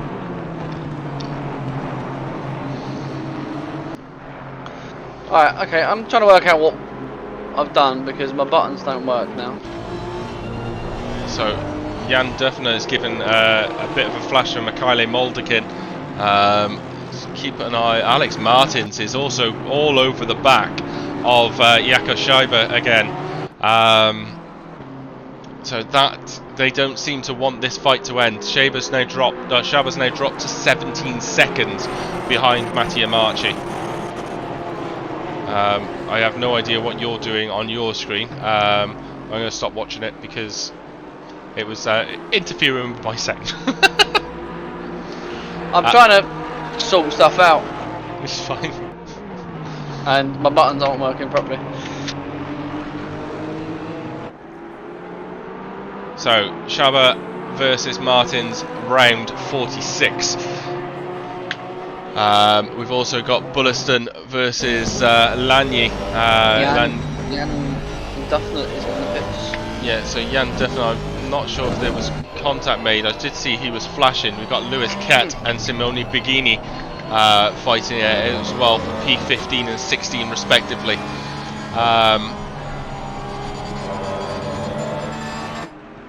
But Alex Martins approaching. There's an Aston Martin just in front of these two. But on board with Martins as he continues to chase Jakob Scheiber. Started the stint just before going into the pits, was in P1. Has now fallen to P3, but he wants P2 back. Bulliston and Lagny. Bulliston's gained 10 positions since the start. Lagny's gained 8. Mattia Marchi's team have gained 10 Beckner's positions. been given a drive-through. Sorry, Beckner. Beckman in P7 has been given a drive-through. So the Aston Martin moves out the way on the left-hand side to allow these two to continue to chase each other down the hill. Bulliston under pressure still from Lagny behind. So let's have a quick look at the penalty. So we've only got one penalty at the moment for Beckman by the looks of things. Let's have a look a bit further down the grid, see if we have anything else. No, we do not. Oh, we do have something that has changed a lot over the last half an hour. Marco Cady was in P15, now P6. Yeah, I think they were chasing Crofts for quite a period of time, and after Di Polito got in the car, they managed to close quite a lot of gain quite a lot of positions while they had some free air, and now Keddy's taking it over, and Keddy is lapping 42.8 last lap. The top 3 drivers were all in the 41s, so and then you've got Bulliston and Lagny in the 42.5 and 42.3 respectively. This is a fight that's going on for P4. Shaba's now got back to a second in front of Martins. Ket and Biani in P15 and 16 are still on. Bigani's just managed to get in front of him. Let's have a look at that. So Bigani's got up into P15 above Ket. So Lewis Ket in the Porsche has dropped down. This does seem to be a lot of traffic going on, and I also think well, Beckman's just gone in to serve his drive-through, so he's just done that. Spun. Who is that? So Kelly's Robbie Kelly. Robbie Kelly's pulled off. Yeah, so What's happened to him? I don't know, but he's just parked on the side. As we've still got Bulliston and Lanier. Lanier's going to go for the move down the inside of Mineshaft. Is he going to make it stick into the braking zone? Bulliston versus Lanier. Lanier has just got his nose in front. Bulliston's back in front as well. He's going to have a tighter line going through the corner as they head towards the sausage. 2 into 1 does not go. And Lanier's managed to make the move into the final corner. It's going to be all about the exit. Honda versus Aston Martin. Bulliston is just in behind Lanier. Lanier is now made it into P4. So that was a very good move. So car number 25 has got some wheel issues. I think that might be That'll be Robbie Kelly. Yeah, it is. It's Robbie Kelly in the Ferrari. He's got some wheel issues. He is back dry. Yes, he is. Yeah, he's back up and running at the moment. Which is good to see. So Tamas Lanier has managed to pass Sergei Bulliston for P4. Marco Kelly is 18 seconds behind. Then we've got Simone in P7. Leonard Beckman has just served his drive-through in P8. Sergio Azario in P9, lapping in the 44s. So Madsen is close right on the back of him as they go through the final corner. So I think Madsen, if provided he gets a good exit, might potentially have this move down into turn 1. Aston Martin power versus Porsche power. The number 420 has just made a pit stop and got a driver's stop. Okay, Madsen, is he going to make the move? No, he's not into turn 1. Sergio manages to defend that quite nicely.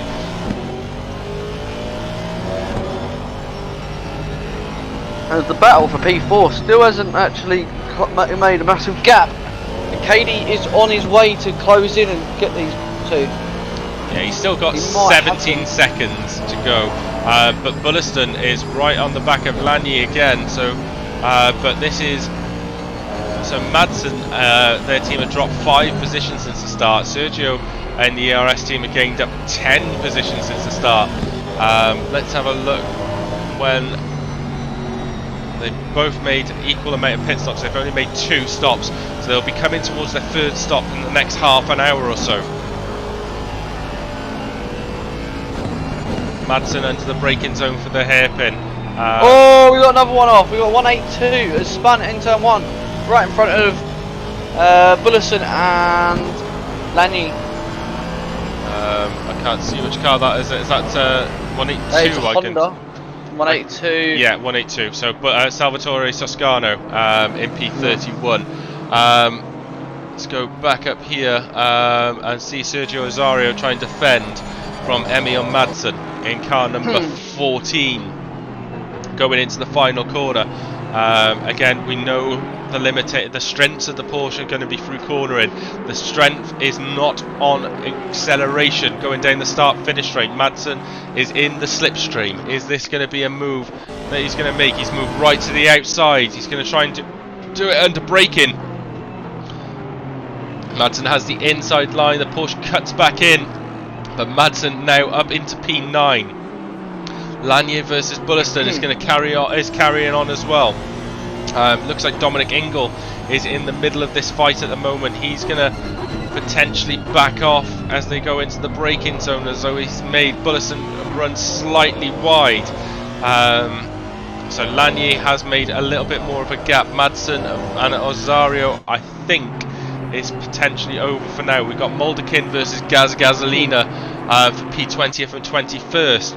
Moldekin is defending the inside line. Gasolina trying to go do a bit more of the undercut. as we've got an Aston Martin directly behind them, which is Riddick by the looks of things. As no, that's Moldekin has just gone sideways through the corner, and he's got through. Riddick's got through into P20 first, and Gasolina somehow survives in P22, but his tyres are going to be absolute fire, and potentially same as Moldekin, which is not helpful for that quick right-hander. So Gasolina now right on the back of Riddick, of Moldekin. So Riddick's got through comfortably. Moldekin to 21st, Gasolina to 22nd.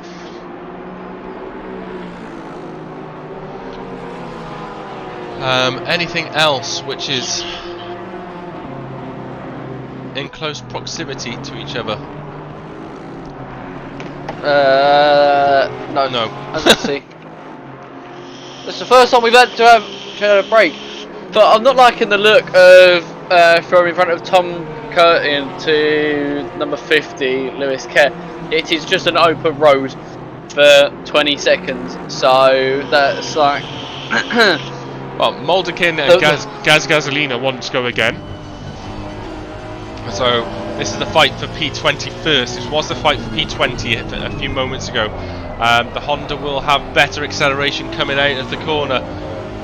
I don't think the Porsche is going to have enough grunt going down the start-finish straight. It looks like Moldekin also hasn't put his livery up, which is disappointing.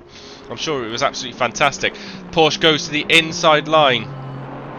Thomas Lagny is not pulling away from Sergi Bullison. Yeah, Sergei Bulliston. So Flint 1, 2, 3, 4, 5, 6, 7, 8, 9, 10. Nice thing you guys are doing. We'll look when I can and participate as well. Thank you very much for Flint. Appreciate. Yeah, we try. We got Gedman and Woodward in 20 minutes, and then after that we have Chromedix for the final 3 hours of the race. So Moldekin defending from Gasolina.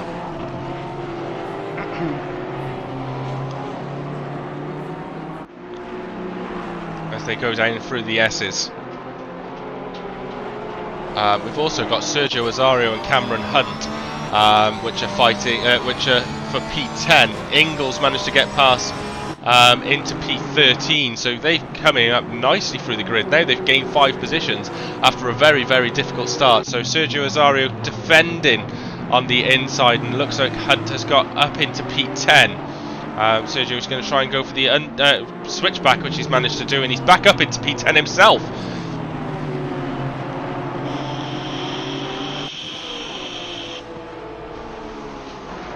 So where is... I'm looking for a familiar name of Tomlinson, Dennis and Chromedix's team. But nothing is appearing. Sergio. What way are you I'm trying to look for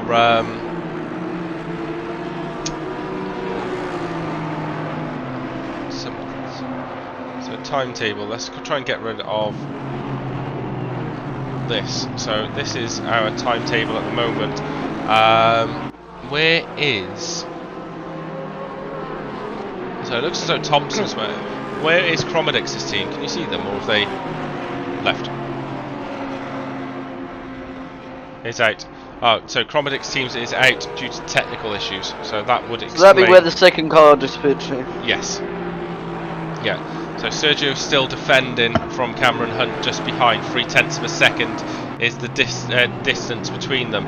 After fancy the Aston Martin down the start-finish straight. So Chris Sauter, yes, they've retired the car. That's a shame for them. Not sure what happened. I'll catch up in the chat afterwards. I can see 6 notifications on my Discord in the background. As Cameron Hunt does make the move this time into turn 1, and has he made it stick? I think he has. So although they will go side by side through the exit, there's a little bit of contact between the cars. Also looks like Matteo Marchi is the car behind, so they're going to have to get around of so it was a fatal error. So yeah, you can see Matteo Marchi is flashing. Sergio moves out of the way to allow Matteo through. Matteo Marchi now will have to go through Cameron Hunt. Hunt moves a little bit wide through the corner, so one of the ERS teams has unfortunately had to see the end of their race due to some technical issues. Not sure quite. Fatal error, I think Derek said in the chat. Do you know what? My face is hurting.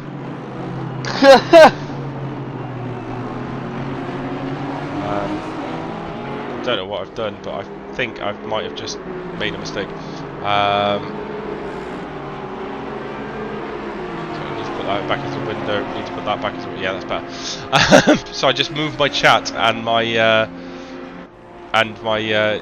stream information into the middle of the race screen, which made my race screen about 2 inches wide.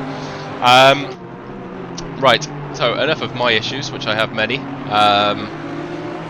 Tom Curtins managed to get a position over Ivo van Kollenberg in P25. So let's have a look and see when drivers potentially may have to pit, if there's anyone due in. No, there's not as yet. So 17-18 minutes until the next stop.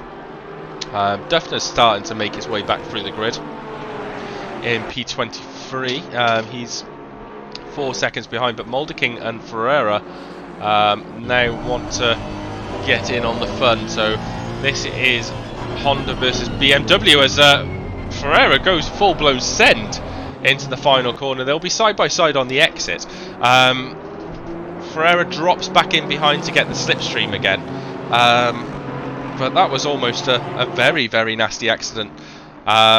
Into turn 1 they go. Moldekin defends nicely. There's also a Honda coming through, I assume is to lap the drivers. Yes, it is. And there's more contact between Moldekin and Ferreira. Ferreira goes very scarily over the bumps. There's also car 149 trying to get through. That is not one of the lead cars I can see, but Henrique Ferreira had a scribbly scary moment as Faultier dives into the pits for his stop, as well as we got car number 33 also involved in this too. So Jan Duffner is right on the back of these 2 cars now after that scary moment for the BMW. I know the BMW is okay at eating curbs, but I don't think it's meant to take on a full-blown cow.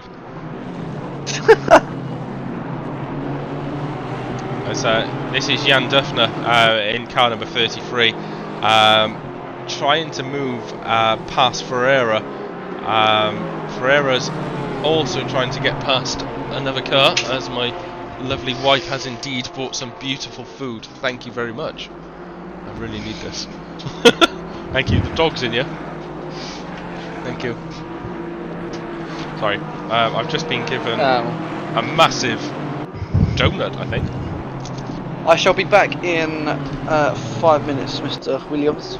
No worries. Just going to go for a smoke. And then we'll have 15 minutes or so left before we hand over. Indeed. I think it's an endurance event on comms in itself. So Jan Duffner is now got in front of Ferreira. I got distracted by the presence of food. So absolutely Hank Marvin.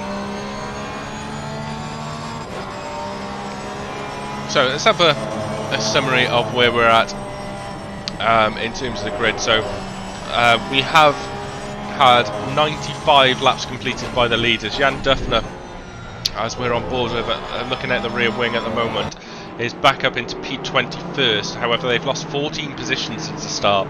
Next on Jan's radar is Faultier in P20th. Riddick is a couple of seconds in front of him.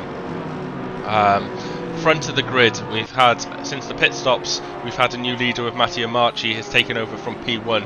Jakob Schava has moved up to P2 after a long battle with Alex Martins, who's in P3. Thomas Lagny in P4, Sergei Bulliston in P5, Marco Keddy 6th, Simone Alessandro Caresaro and Leonard Beckman in 8th, Emil Madsen in 9th, and Cameron Hunt as we got into P10.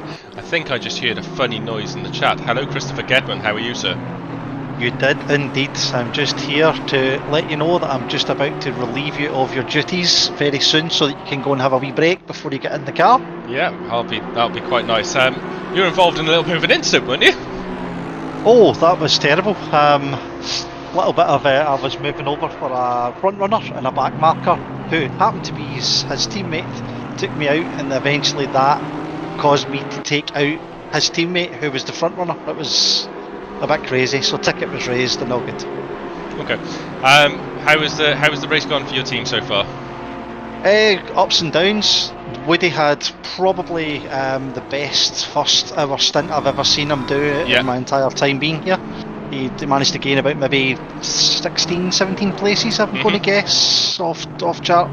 Then I got in the car, was doing okay. I was doing my kind of 44s, maybe a 45, and then that one took us from 22nd, where I was at the time, right back to 37th. Yeah, you were having a fight with Sagetti at one point as well, and you kind of went side by side, and you moved a little bit more to the left than I think he was expecting, which then caused you to get some damage into turn 1-2, which we saw live. So Ian Thompson is in control of the car at the moment in P32.